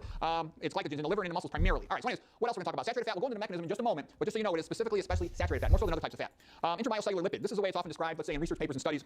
The accumulation of fat within the skeletal muscle cells. Intra, within the skeletal muscle. Myo, meaning muscle. Cellular, intracellular, lipid. It is the fat inside the skeletal muscle cells themselves that cause the cell to almost sense overnutrition. And that overnutrition then sends a message through protein kinase C to the cell membrane to not send glucose type 4 transporters to the plasma cell membrane of the skeletal muscle cell. And therefore the glucose can't get in. And so it gets trapped in the blood. And you get blood elevated glucose, hyperglycemia. We're going to come to a diagram of that in just in a moment, but just introduce you to it. And you'll see this in the paper. Shulman's paper in particular is pretty good. And there's other ones on the subject. They've got nuclear magnetic resonance techniques whereby they can show there's increased lipid in the skeletal muscle in diabetic patients, okay? It's also been shown most people who are overweight have problems with their insulin sensitivity. Okay, so here's this concept of overnutrition. When the skeletal muscle has so much calories in the form of metabolic work, it senses what has been described as overnutrition. And the fat gets in that skeletal muscle in larger amounts and faster such that it then is sending a message through protein kinase C diacylglycerols that we don't want to take any more glucose at this point. We're sort of overwhelmed with the metabolic job that we have to do. The saturated fat is going to actually cause reversal of electron transport. You know the three steps in metabolism, typically let's say for glucose. You got glycolysis, then you got Krebs cycle, also called tricarboxylic acid cycle, and then electron transport. Well, this excessive amounts of saturated fat are going to interrupt electron transport. That's going to cause reversal of electron transport. And once electron transport reverses, Krebs cycle gets back up. It's like having a roadblock on a highway. All the traffic backs up, and it's going to back up into glycolysis, and then from glycolysis, coming off your 3 carbon molecules like 3-phosphoglyceraldehyde, you're going to have production of methyl glyoxyl, which then tends to form those advanced glycation end products. Okay, so that's the overview, and that's the key thing. Diabetes is a lipid disease. A couple more things on papers. Sweeney's paper back in 1927 called Dietary Factors That Influence Dextrose Tolerance Test. The point of that was you could feed a high-fat meal to a bunch of young people, college age, medical student age, and they'll start developing insulin resistance. That's been shown, close to 100 years ago. Okay. Nowadays, too, a lot of people have these continuous glucose monitors, so they can tell what makes their blood glucose level go up. And you'll see that if they eat a high-fat meal a couple hours later, blood glucose goes up, person gets a lack of sleep, increased cortisol, their glucose is going to go up, caffeine's going to sort of mimic the acute stress response, glucose is going to go up, high glycemic carbohydrate meal, glucose is going to go up. One thing, too, is look at epidemiology and say, well, what's another supporting evidence that diabetes is primarily lipid disease? Who gets diabetes? People who eat a lot of fat. You don't see much diabetes in these populations, these old hunter-gatherer populations, these old rice-eating populations that eat tons of carbohydrates. Take a look at the rural populations in China, for example, when they used to eat tons of rice. They have hardly any diabetes. Look at the Okinawans who eat tons of carbohydrate, primarily in the form of sweet potatoes. Let's say 75% sweet potatoes. Hardly any diabetes, okay? It's the persons who eat a lot of fat, eat a lot of meat, drink a lot of fructose. Liquid fructose is like drinking liquid fat to a large extent. They get a lot of diabetes and they get fat. Fat people tend to get a lot more diabetes, okay? Compare from epidemiology. Look at the Pima population in Arizona, okay? Mexican American War, 1848. You separate the Pima population in Arizona, and you got the Tarahumara who stayed in northern Mexico. Tarahumara eating their old-fashioned diet of beans and whatnot, and a lot of starches. They're skinny ultramarathon runners, okay? They don't have hardly any diabetes. Then you look at the Pima, they're eating sort of standard American diet, a lot of meat and fat, and they got lots of obesity and diabetes. Okay, what's so unique about saturated fat? Saturated fat undergoes beta oxidation. It's a way to metabolize the fat, catabolism of fat. And the saturated fat, one of the early steps in beta oxidation, is called beta oxidation because you oxidize the beta carbon. If you look at a fatty acid, you're going to have a couple carbons here. You're going to have the carboxylic acid carbon right here. Then you're going to have the alpha carbon, and then you're going to have the beta carbon, okay? And this beta carbon is going to go from just having hydrogens on to having a ketone on it. So that's the beta carbon oxidation. Then you're going to split it right through here and take off. Right through here, you're going to split it and take off this 2-carbon unit. And that's how, like an acetyl-CoA unit, that can go into the tricarboxylic acid cycle. So, but the point is, one of the first steps of beta oxidation is to produce a double bond. And during that production of a double bond, you're going to make an FADH2. FADH2 is just an electron carrier. It's a way to carry energy to the electron transport chain. Okay, it actually goes to coenzyme Q, or the intermitochondrial membrane, the FADH2 from beta oxidation to saturated fat. And the point is, let's say you had a PUFA. A PUFA is a polyunsaturated fatty acid. It already has a double bond. You don't need to make a double bond, and therefore you don't get this FADH2 production. And this extra FADH2 that is produced for saturated fat, but not for PUFAs, polyunsaturated fatty acids, contributes to saturated fat having more of an effect towards overwhelming the electron transport chain with these electrons from this electron carrier. Okay, and that's going to make the voltage gradient go too high on the intermitochondrial membrane. And when the intermitochondrial membrane voltage gradient goes too high, electron transport starts to shut down in reverse. And this reverse of electron transport is, again, like a highways block, setting in action a backup of all the Krebs cycle and of glycolysis. Okay, so this is a diagram of the intermitochondrial matrix. Well, here's the intermitochondrial matrix inside. Here's the intermitochondrial membrane. This right here is the intramembranous space. And then there'll be an outer mitochondrial membrane. Let's just say this top piece of paper here is the outer mitochondrial membrane. So within the intramembranous space, these complexes, complex 1, complex 3, complex 4, they pump protons in here to build up a proton gradient. You can imagine it like a pressurized air system almost. If you're pumping pressurized air into something, then when you let it out, like let's say you have a pressurized air source, let's just say you then have energy generated. It'll come out under pressure, and that's utilized by complex 5 to make an ATP. This is called the Mitchell's hypothesis, the chemiosmotic hypothesis, and it's a mechanism of electron transport, and then this is called oxidative phosphorylation.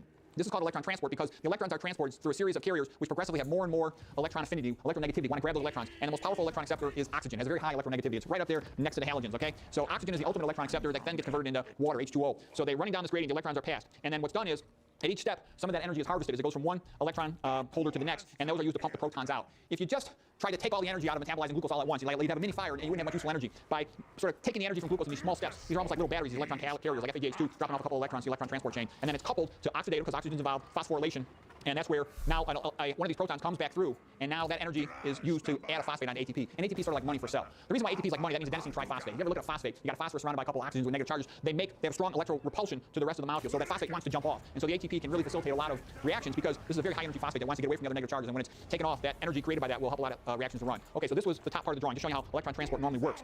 What happens though with beta oxidation, you keep on sending so much FADH2 to coenzyme Q, and remember there's electrons coming in from other areas to this electron transport chain. It gets overwhelmed. It'll stop, the gradient gets too high, and it'll start to go backwards. Okay? Normally, when insulin binds, now we're on a different topic, so let's just look at everything below here. This is now the outer plasma cell membrane of the cell. Normally, insulin in the blood will bind to the cell, and the insulin will activate through its receptor these glucose 4 transporters, they're called GLUT4s, to then be sent up to the plasma cell membrane, and this protein will be integrated into the plasma cell membrane, and through this protein, normally, it then will form a channel through which glucose can come into the cell. Okay? That's how it normally is supposed to work. Insulin is sending a message to the skeletal muscle, glucose is now available, take this up, make it into glycogen, and what's happening though, when this is all backed up, there's a series of steps that lead to GLUT4 being blocked from going up to the plasma cell membrane. When GLUT4 is blocked from going up to the plasma cell membrane, then glucose will start to increase its concentration in the blood because it can't get into the skeletal muscle cell. And the thing that's leading to this whole process is that excessive amounts of saturated fat that have gotten into the skeletal muscle cell overwhelm coenzyme Q right here, and then this causing the backup, all right? So when you can't get the glucose into the cell, and you now have hyperglycemia in the blood, that causes a new problem. The hyperglycemia cannot get into skeletal muscle because it's insulin dependent for its glucose type 4 transporters. But there are other cells in the body that are not insulin dependent for uptake of glucose, and that would include in the eyes, okay, the retina, that's why you get diabetic retinopathy. That would include in the kidney, that's why you get diabetic nephropathy. In some of the peripheral nerves, that's why you get diabetic neuropathy. And also in the endothelial cells. The endothelial cells line your arteries, and that's why you get diabetic microvascular arteriopathy. So that's pretty much the overview of what happens with diabetes. And like I said, the key thing to be aware of is that excessive fat intake, and that's been shown in a bunch of papers, fructose being also able to do it. Why does fructose do it? When fructose comes into the cell, let's say you're in the liver here. Here's a liver. Okay, if you got glucose coming in, glucose will come into a cell. I know it looks like whole liver, but glucose will get phosphorylated. So let's say we go to glucose 6-phosphate, all right? But fructose, when it comes in, it gets metabolized through a couple of steps, and it doesn't enter glycolysis until you get to the 3-carbon phase, where you got dihydroxyacetone phosphate and 3-phosphoglyceraldehyde, okay? And then also up in here, you're going to have PFK, phosphofructokinase. All right, so what's the point? The point is that fructose enters glycolysis after the main regulatory step, like PFK, which is largely ATP dependent. It measures the energy level of the cell. So by fructose coming in as a big bolus, it can kind of overwhelm the individual liver cell, and this excessive amount tends to get made into fat. And that's why drinking large amounts of fructose is almost like drinking fat. And to explain that a little better, they're both 6-carbon sugars, glucose and fructose. Typically, evolutionarily, when you eat a fruit, let's say you eat an apple or orange, there's about 4 grams of fructose in there, and it comes packaged with some fiber and some vitamin C, which help to make it a healthy thing. However, when fructose is drinking, let's say a can of soda pop, you got 50 grams of fructose in there, and it can very quickly come and overwhelm these cells because it's such a large bolus. It's in a liquid, there's no fiber, it's very rapidly absorbed, there's virtually no vitamin C in it, and it'll get processed, and the net result of this, it'll be made into fat, and it also creates increased uric acid. We'll talk, fructose is a big subject, and we'll talk about that more in a later lecture, but just be aware, the net result of it will be increased lipid and increased uric acid, and both of those things cause a significant amount of problems. That's why I never drink any sweetened drink of any type whatsoever. I also, then now the question too, what are people wondering? Well, what can you do? Now you got this information, what's useful out of it? This is why I recommend for all people, including for type 2 diabetics, eat a 100% plant-based, whole food, low fat, low salt diet. And that will tend to optimize your blood glucose and prevent diabetes. The reason is, when you eat a high-fiber food like a starch, let's say your oatmeal, quinoa, beans are great, sweet potatoes, regular potatoes, your gut, first of all, your stomach gets stretched because it's a low caloric density. That distension of your stomach provides early satisfaction of hunger, early satiety. Then as it passes into your small bowel, your small intestine has to peel that fiber off before the glucose can be absorbed into the blood. That takes time. So it has a net effect of being like a slow energy release pill. Here, I can draw that too. Okay, so let's just make this about 100, okay? So normal blood glucose is sort of in this range, 90 to 100, let's say. When you eat the starch, you're gonna get a slow increase in your blood glucose. It comes up very gradually, stays normal for a long amount of time. You feel good. You're in the zone. You're happy, all right? On the other hand, if you drink a liquid sugar, let's say it's a glucose. Now we're going to talk about glucose. Fructose is sort of a separate subject. You spike your glucose fast, the pancreas will overcompensate, release too much insulin, sugar will come down fast, and when you get this rapid, it's called rebound hypoglycemia. And when that happens, your pancreas isn't really designed for that. It'll tend to overcompensate and secrete too much insulin such that it drives your blood glucose down kind of rapidly. You get this lousy rebound it's called rebound hypoglycemia effect. And because you feel lousy, and it comes on kind of suddenly, you'll often grab a cup of coffee or cookies and donuts, and that'll tend to cause your blood glucose to spike again. And so a lot of fat people end up with this roller coaster blood glucose curve, this red line here, from eating too many sweets. Problem with the meats is all the fat. Your body wants to store fat rather than burn it. Lipid is the body's way to store energy for the long term. Glycogen is short, brief storage to maintain blood glucose overnight, for example. But long-term storage, you don't have to store glycogen, glucose with water, okay? You can store fat pretty dry, so you can store a tremendous amount of calories in the form of fat, as we all know. Okay, and also high caloric density meats and oils, super high caloric density. So you can need thousands of calories to stretch your stomach, and it doesn't satisfy hunger as well. Eating a lot of meat and oils and fats, it makes you get fat. It predisposes towards obesity. But anyways, this is just lecture part 1 of diabetes. We'll have more talks about diabetes in the future. And the key thing that we learn from this is it's primarily a lipid disease caused by eating lipids. And if you want to avoid getting type 2 diabetes, then don't be eating lipids and don't be drinking all these sweetened drinks. Those are the 2 main things that predispose people to get diabetes, type 2.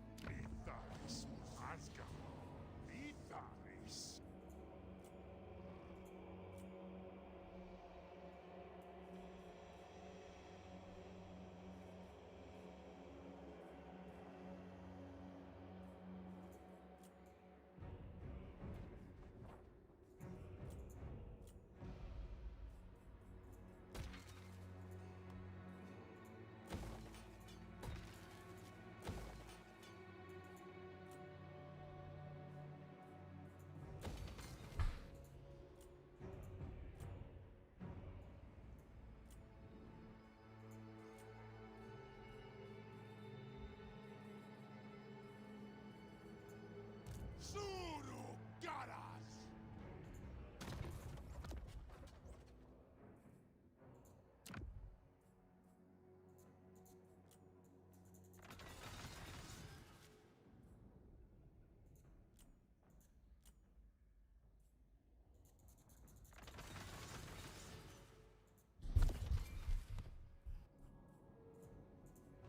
Dakata Elgramus!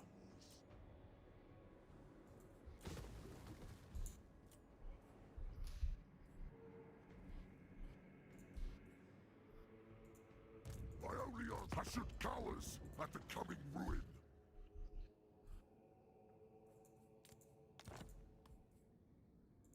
Give my regards.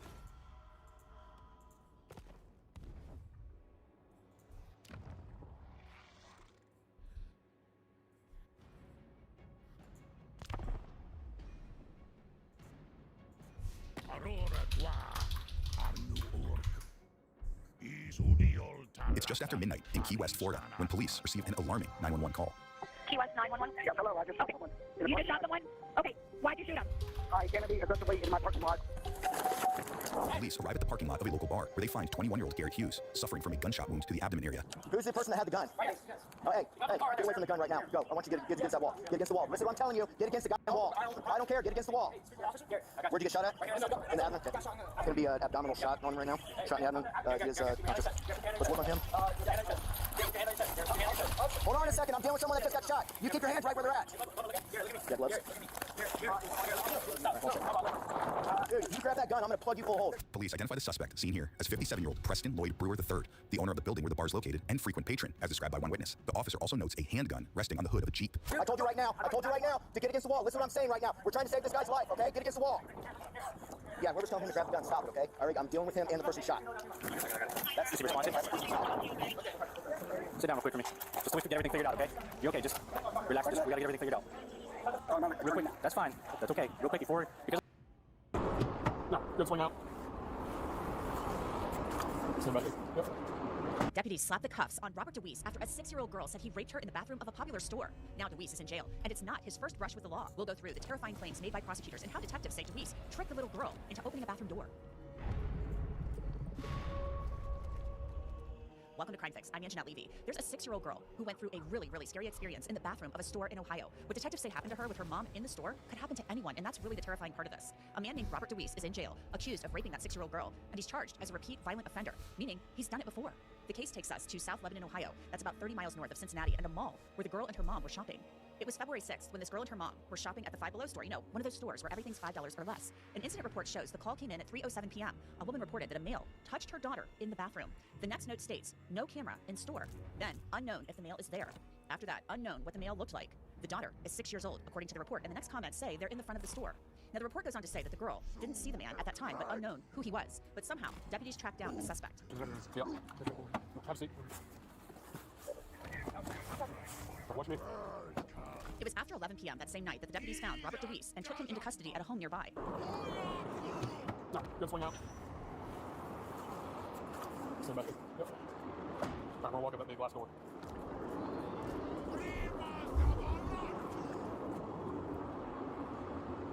First room on your left if it's not occupied. I've seen that little round chair. Robert DeWeese was booked into the jail on a gross sexual imposition charge, but now the charges have been upgraded after the prosecutor presented the case to a grand jury. DeWeese now faces 2 counts of rape, 2 counts of gross sexual imposition, 1 count of kidnapping, and 1 count of abduction. There are specifications that come with the charges. The grand jurors found that DeWeese is a sexually violent predator. DeWeese has been convicted of sex offenses in Ohio going back to 2007. In June of 2021, DeWeese was charged with gross sexual imposition. A probable cause affidavit stated on June 4th, 2021, an 11-year-old girl and her mother were at Dollar Tree in Lancaster, Fairfield County, Ohio. The girl reported that the suspect, later identified by both the girl and her mother by photo array as Robert DeWeese, followed her and her mother around the store while talking to himself. The girl stated while waiting in line, DeWeese began to rub her back and tell her she was pretty. DeWeese then began to rub her buttocks and thigh area. Both the girl and her mom gave a detailed description of the perpetrator. Lancaster police developed DeWeese as the suspect, and the girl and her mom identified DeWeese as the perpetrator via photo array. So this is a similar type of incident. A woman and her daughter reported that DeWeese followed them around a store, and he began to rub her rear end and thigh area. Now Robert DeWeese, a 36-year-old man, is accused of sexually assaulting a 6-year-old girl in a family bathroom at a Five Below store. Warren County's prosecutor, David Fornshell, told a local TV station that the girl had an accident, so her mom locked her in that family bathroom of the store, and they agreed on a secret knock for the door. The mom, according to the prosecutor, went out into the store to buy her daughter new pants, but DeWeese had eavesdropped on the conversation station and mimicked the knock on the door. The girl, according to the prosecutor, opened the door, and that is when Deweese walked in and committed the assault. But the girl, she started screaming. It was something she had apparently learned in Girl Scouts, and that alerted people to what was happening. Thank goodness. So I'd like to bring in Chris Klotz. He represents survivors of both child and adult sexual abuse to discuss this case. Chris, thanks so much for coming on. This is a really disturbing case. This could have happened to any one of us who has kids. You know, you're walking around a store, you know, and your child has an accident, and then mom, I guess, you know, according to what the prosecutor said, mom locks the daughter in the bathroom and says, hey, I'm gonna go get you some new pants. She's gonna go buy the pants at the store, come back to the bathroom, and she says, I'm gonna do this secret knock. And the prosecutor tells the local news station, WLWT, that this guy, Deweese, Robert Deweese, overhears and eavesdrops on the secret knock, does the secret knock, and that's how he gains access to this bathroom. And then the allegation is that he rapes this little girl. I mean, what is your response to that as somebody who represents survivors? I just can't imagine. It seems like this happened very, very quickly. Yeah, Anjanette, thanks for having me on. So this is just one of the many, many unfortunate, disgustingly bad cases where you have a parent who's trying to do the right thing, who thinks that they're putting their child in a safe place while they're going just out to the store to try to get some clothes. Everybody's had a child who's raised kids who's had an accident at some point, and parent tries to do the right thing. Child's locked in the bathroom, secret knock to get back in, and then you've got this absolute creep who is overhearing or like stalking them to figure out how to get to this little girl. And so it's a tremendously bad cautionary tale about even when you think that you're doing the best that you can do in a circumstance, you really, really need to always be mindful of who's around, because you never know when you're in a public setting. And so this is an awful case. No, yeah, it's a terrible case, and you really don't know who's walking around, you know, in a store, watching you, following you around, and you may not even realize it because you're just a mom in a store, walking around with your child, and it's really a cautionary tale, too, to really be aware of your surroundings. You know, it stinks that in this day and age, you might need to be kind of like looking over your shoulder, but you kind of have to do that, and you can get so easily distracted and be so focused on what you're doing. Well, listen, kind of looking at it from the standpoint of the mom, child has an accident, which is an embarrassing thing for the child, and you want the child to feel okay and safe, and you want to do, your instinct as a mom is to try to, fix that situation. So that is probably something that was, the mom really wanted to go ahead and get, some clean clothes for the child. I don't know how bad the accident was, but, we've all had kids, and so we know that can be really traumatic for the child. So your focus is on trying to take care of your child, and while you're doing that, there's some predator out there who is like eyeballing y'all to see if you're in a vulnerable position. And, I never like to sound paranoid, and I always want people to live their life, but you just have to be super, super aware of your surroundings and know that there are really bad human beings out there who are not putting you or your family or your children first. They're putting themselves and their absolute, twisted desires first. And so you just have to be aware. And so I think the mom was trying to do the right thing. I think they just had a very sophisticated predator that was looking for an opportunity. One thing, Chris, that is really creepy about this, and of course this Robert Deweese, he's innocent until proven guilty, but there are some specifications that the prosecutor and the grand jury indicted this guy on, and it's the fact that he's basically like a repeat offender, and they're calling him a violent sexual predator, and he has convictions for gross sexual imposition going back to 2007 in the state of Ohio, and he's been arrested in several counties. The prosecutor says he just got out of prison. He got out of prison like 3 days before this happened, and I want to put up on the screen part of a probable cause affidavit from a 2021 incident in which he was convicted and served some time, and it talks about a similar incident in a store. This was a little bit different, but in this it says on June 4, 2021, an 11-year-old girl and her mother were at Dollar Tree in Lancaster, Fairfield County, Ohio. The girl reported the suspect, later identified by both the girl and her mother by photo array as Robert Deweese, followed her and her mother. The suspect and the girl and her mom identified Deweese as the perpetrator via photo array.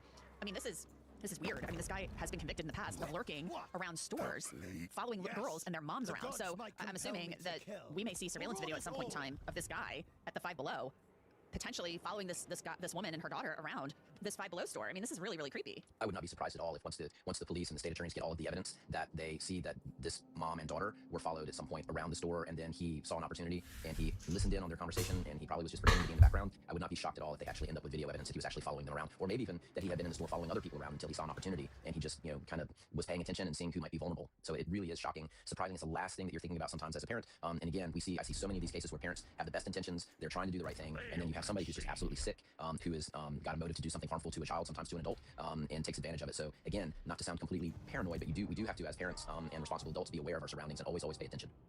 And this guy, Deweese, according to the prosecutor, he'd been out of prison for 3 days when this happened on February 6th. I mean, 3 days? I mean, if that, we're still trying to get some confirmation on that, the timeline, but if that pans out, that's shows like a total lack of self-control. And whatever maybe treatment this guy was going through, if he is indeed found guilty of these charges, it didn't take.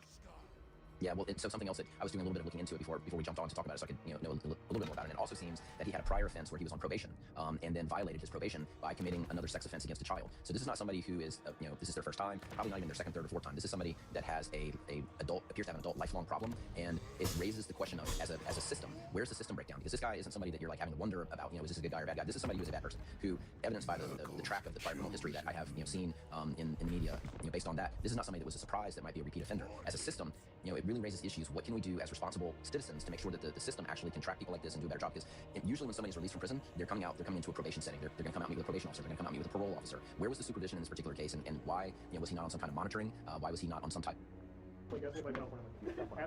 This all started with 2 cyber tips, one from Twitter, one from Kik, both pointing to the same video, child sexual abuse material traced back to 21-year-old Wisconsin barista Chloe Mullins. Daula casa patsta thretbrugima shuti watak.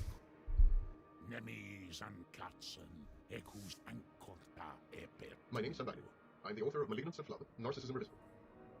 Patients with schizoid personality disorder, or schizoids for short, enjoy nothing. They seemingly never experience pleasure. This is known as anhedonia. Even their nearest and dearest describe them as automata, robots, or machines. But the schizoid is not depressed or dysphoric. He's merely indifferent. Schizoids are uninterested in social relationships, and they are bored and puzzled by interpersonal reaction and interaction. They are incapable of intimacy, and they have a very limited range of emotions and affect. Rarely does the schizoid express feelings, either negative, such as anger, or positive, such as happiness. Schizoids never pursue an opportunity to develop a close relationship. Schizoids are mostly asexual. They are not interested in sex. Consequently, they appear to be cold, aloof, bland, stunted, flat, and zombie-like. Sexually, they are neuters. They derive no satisfaction from belonging to a close-knit group, a family, church, workplace, neighborhood, or nation. They rarely marry or have children. Schizoids are loners. Given the option, they invariably pursue solitary activities or hobbies. Inevitably, they prefer mechanical or abstract tasks and jobs that require such skills, and grant them the loneliness and the isolation that they seek. Many computer hackers, crackers, and programmers are schizoids, for instance, as are some mathematicians and theoretical physicists. Schizoids are inflexible in their reactions to changing life circumstances and developments, both adverse and opportune. Faced with stress, schizoids may disintegrate, decompensate, and experience brief psychotic episodes, or even a depressive illness. Schizoids have few friends or confidants. They trust only first-degree relatives, but even so, they maintain no close bonds or associations, not even with their immediate family. Schizoids pretend to be indifferent to praise, criticism, disagreement, and corrective advice, though deep inside, they are not. Schizoids are creatures of habit, frequently succumbing to rigid, predictable, and narrowly restricted routines and schedules. From the outside, the schizoid's life looks rudderless and adrift. Like people with Asperger's syndrome, schizoids fail to respond appropriately to social cues, and rarely reciprocate gestures or facial expressions such as smiles. As the Diagnostic and Statistical Manual puts it, schizoids seem socially inept or superficial and self-absorbed. Be sure to watch the video which compares narcissists to schizoids. It is available in my channel.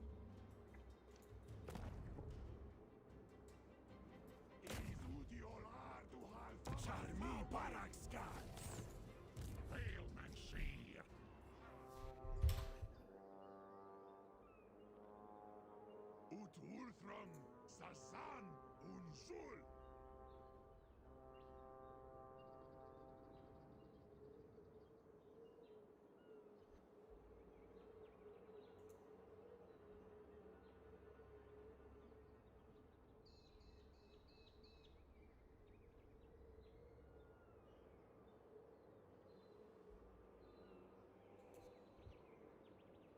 This is someone who put their reputation out to, I am here to help animals, and I'm here to help you help animals. And yet the opposite was occurring. He was a world-renowned zoologist who spent years appearing on major networks like BBC and National Geographic. But that reputation was tarnished when shocking allegations of abuse and murder were revealed. Who would not feel confident in giving a zoologist who spends his life and career in trying allegedly to help animals? You think those people would feel super comfortable giving those animals away, yet they're victims of fraud that led to violence. Dozens of animals sexually assaulted, tortured, and murdered, all at the hands of scientist Adam Britton, who went so far as to have a torture room inside his home. The chilling acts of abuse only came to a stop when Britton accidentally outed himself by recording the horrific acts. And it's really amazing to me that people think that way and think that that's somehow going to help them when they're basically solidifying the proofs that the government need against you. While there's been recent developments in the case, Britton's abuse apparently dates back decades. Britton grew up in the United Kingdom and would go on to receive both a Bachelor's of Science and his PhD in zoology. But ahead of all that, Britton said he developed a sexual fascination with animals and began molesting horses at age 13. Britton called himself sadistic as a child to animals, but says he repressed that urge for years. During that time, he gained notoriety as a crocodile expert and moved to Australia to pursue that career. Over the next few decades, he appeared on BBC, National Geographic, Discovery Channel, and Animal Planet, all as a foremost expert in the world of crocodiles. But things changed in 2014 when Britton apparently went back to his old ways. Detectives investigating Britton's case found a message he wrote in a chat room, reading, quote, "In the last few years, I let it out again, and now I can't stop. I don't want to." He ended that message with a smiley face. Over the course of the next 8 years, Britton perfected his disturbing crime, first coercing people to hand over their dogs, then sexually abusing and physically torturing the animals, sometimes until their death. According to Australian prosecutors, Britton sexually abused at least 42 dogs. 39 of them died. Britton admitted that he abused his own pets, but on a less severe scale. According to investigators, Britton wrote, quote, "My own dogs are family, and I have limits. I only badly mistreat other dogs. I have no emotional bond to them. They are toys, pure and simple, and there are plenty more where they came from." In order to obtain these dogs, Britton used the website Gumtree Australia, similar to Facebook Marketplace. He found people looking to give away their pets and promised to rehome the dogs, telling their owners they would thrive on his vast Australian property. Instead, many of the dogs were murdered, and Britton used their torture as examples, how to coach other like-minded people on how to abuse animals and get away with it. But all that came to a crashing halt when Britton left an identifying leash in the background of one of his videos. This is a very unique thing we're speaking about here. It's something I've never encountered as a prosecutor or as a criminal defense attorney.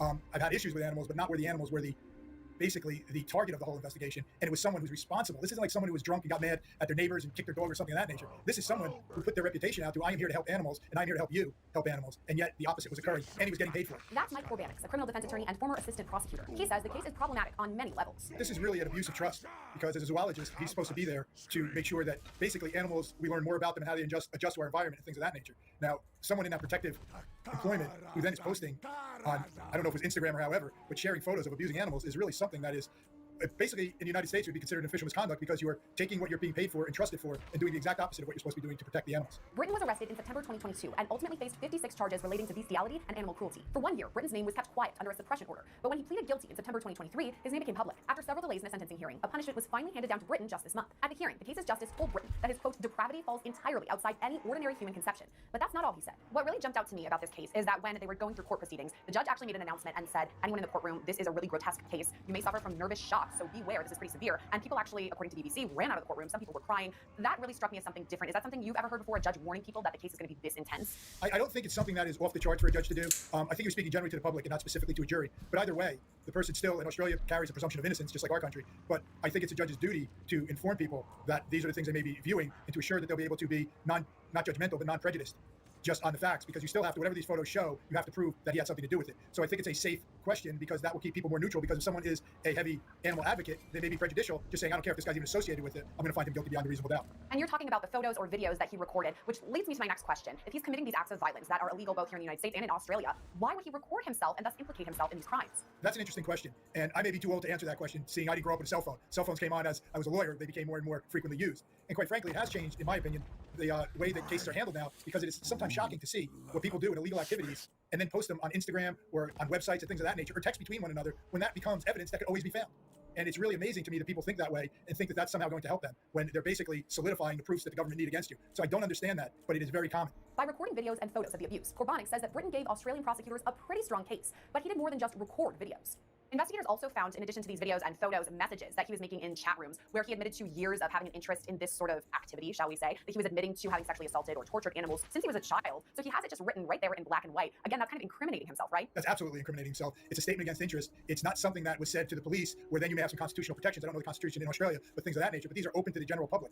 And those are very difficult for a defense attorney to deal with when you have that has been disclosed to other people. Through the chat room conversations, investigators learned about Britain's recent illegal activity, but also his backstory. And if we're talking about his history of abuse, he said that when he was a kid, around age 13, he started sexually assaulting horses, and then he apparently suppressed this urge, if we're going to call it that, and then started again around 2014, abusing these animals and kind of getting back into it until he was arrested in 2022. So as investigators are going through all of this information that they're collecting, do they look back on his history and prior tendencies, I guess, to indulge in this type of activity? Well, I think they're going to have to. I think they're under an obligation for many reasons. I don't know exactly who he was hired for, but as a zoologist, he would then have to be investigated just for whether it was the government or a private company. He had responsibilities, and you have to check on the ethical obligations he had within those standards of whatever company or government he was working for. So it's a complicated case, and it's something that's going to take a lot of investigation. Investigators say Britain used an encrypted social media service called Telegram to find a community of other abusers. Talking about other people, because we know that he communicated with them via chat room where he's kind of talking about his sadistic history, and then he's sharing these photos and videos. Would investigators then go back and look at the other usernames that he was talking to, other people who may have posted photos or videos, and potentially charge them with related crimes? That could very well happen. That could very well happen. Especially, you made a good point by saying, were they sharing what they were doing as well? Was this a common position to be on the computer and everybody who had the same interest of abusing animals? Britain's downfall came from an anonymous tip after he left an identifying object in one of his posts. The video showed Britain abusing.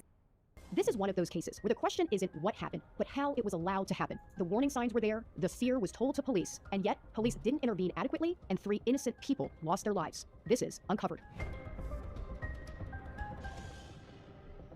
Mary Jingles, a former Army captain and mother of a 4-year-old little girl, did everything she was supposed to do. She constantly went to police in Tamarack, Florida, and told them she feared that her estranged husband, Nathan Jingles, also a former Army captain, was going to kill her. And that's exactly what happened. Except Nathan Jingles isn't charged with just killing Mary. He's also charged in 2 other deaths that day.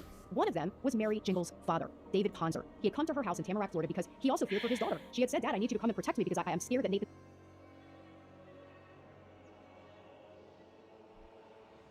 is going to come to the house." Well, that morning, David Ponzer is sitting in Mary's backyard, and according to police, Nathan Jingles shoots him in the back of the head while he's having his morning cup of coffee. According to police, Nathan then confronts Mary. There's a lot of screaming and yelling. This is all in front of their 4-year-old little daughter. And Mary proceeds to run out of the house and into the neighborhood. It's 6 o'clock in the morning. It's still a little dark out, and she's running through the neighborhood, and people reported hearing screaming.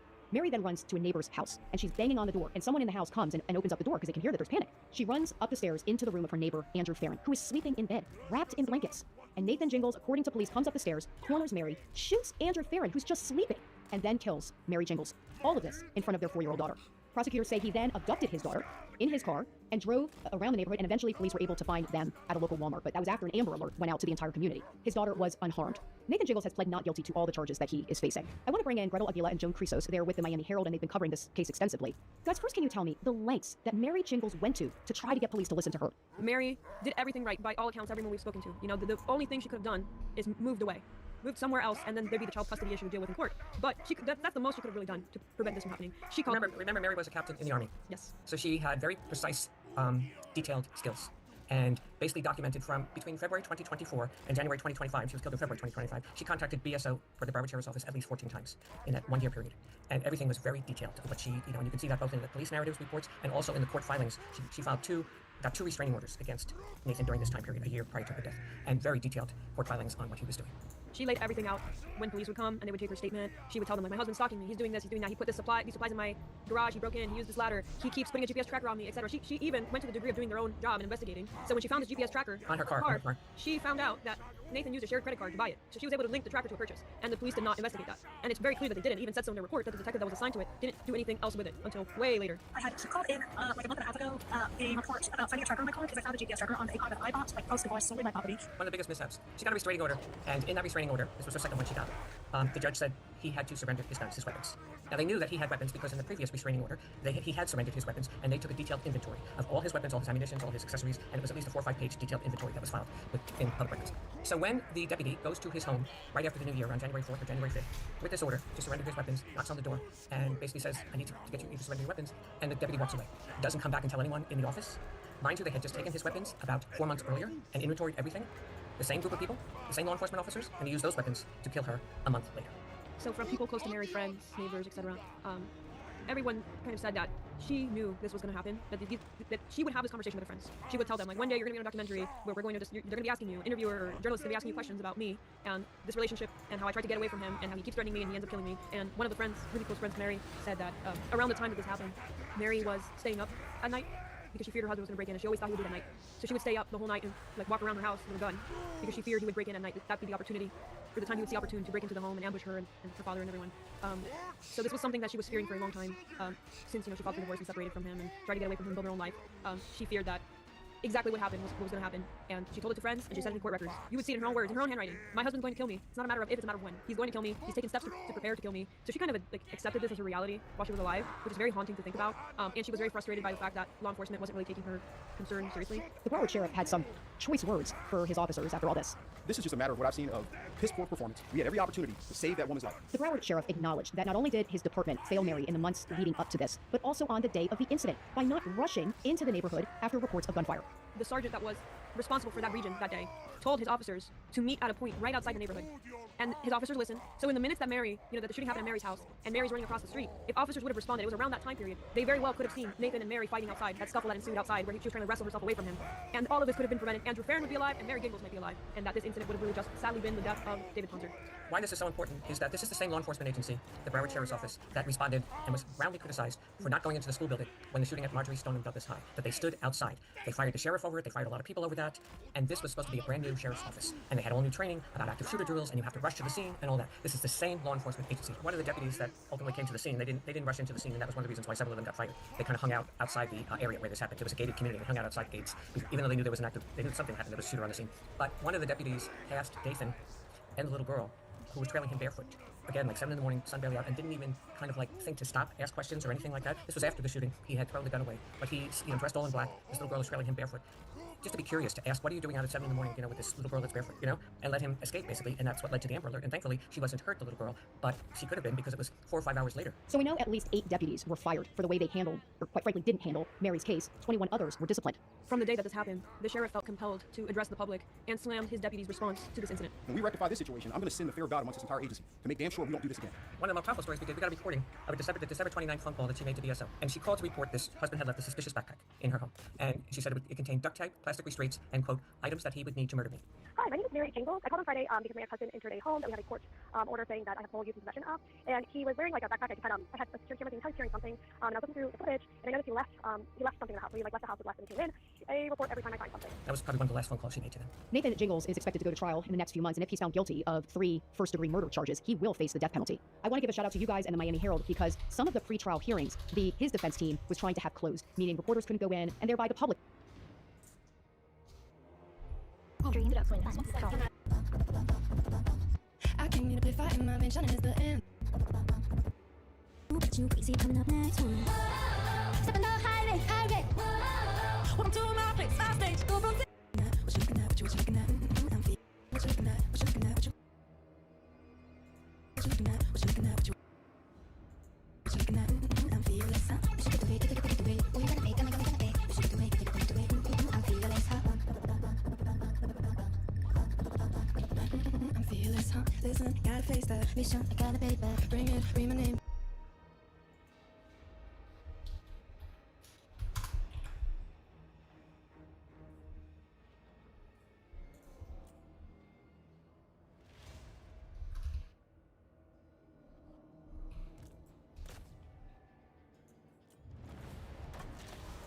Okay, hi, we're going to talk about diabetes.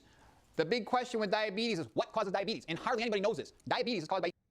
Okay, hi everybody. This is going to be diabetes part 2, and we were talking about in particular what causes diabetes, and we discussed that the main causes of diabetes primarily a lipid disease due to saturated fat, and also due to ingestion of fructose, which gets converted into fat within the body. And now we're going to go through some of the biochemical reactions that occur. So first of all, the saturated fat leads to overwhelming electron transport with too many electron carriers. In particular, the FADH2s coming from beta oxidation that sort of overwhelm coenzyme Q in complex 3 of electron transport, such that it reverses, starts producing superoxide anions. But the big thing for our topic here today is how it causes a backup. First, the Krebs cycle, also known as the tricarboxylic acid cycle, but then it leads to a backup of glycolysis. And this here is glycolysis, and we're going to talk about the side reactions. Okay, so once you've got a backup of these glycolysis reactions, the most important one, this is the biggest point of this whole lecture here, is coming off 3-phosphoglyceraldehyde. It starts to form diacylglycerols. Acyl just means fatty acid. So you'll have glycerol, the typical, which is really like propane triol. 3 carbons and then 3 hydroxyl groups coming off it, but now you'll have 2 fatty acids coming off it. So that's diacylglycerol. And as the diacylglycerol accumulates within the cytoplasm, it will then activate protein kinase C. And protein kinase C, you don't want that activated. Protein kinase C will subsequently block the passage of the glucose type 4 transporters up to the plasma cell membrane. And that will be the main cause right there of insulin resistance. So this is what insulin resistance is all about. Saturated fat or saturated fat from fructose originally, causing reversal of electron transport, leading to a backup of Krebs cycle and glycolysis. And then most importantly, 3-phosphoglyceraldehyde accumulating, and then you start to run these unwanted side pathways, leading to accumulation of diacylglycerol activating protein kinase C, that blocking glucose type 4 transporters from going to the plasma cell membrane.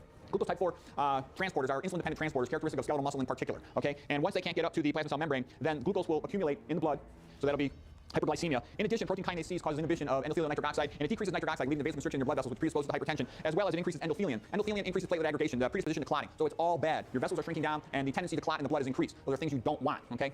It's all part of the whole microvascular disease picture that you get with diabetes. That's why diabetes, they get tons of amputations, because they occlude their small arteries in their foot. And when you occlude the small arteries, there's nothing to bypass too distally. You know, a smoker gets aortic iliac disease, you can bypass the iliacs, okay? But you can't do much when the small vessels in the foot are blocked up. And unfortunately, this will block up small arteries in the eyes, diabetic retinopathy, and in the kidneys, diabetic nephropathy. Some of the other side reactions that happen with this backup of glycolysis intermediates, 3-phosphoglyceraldehyde, when it accumulates, it also leads to accumulation of MgO, methylglyoxal.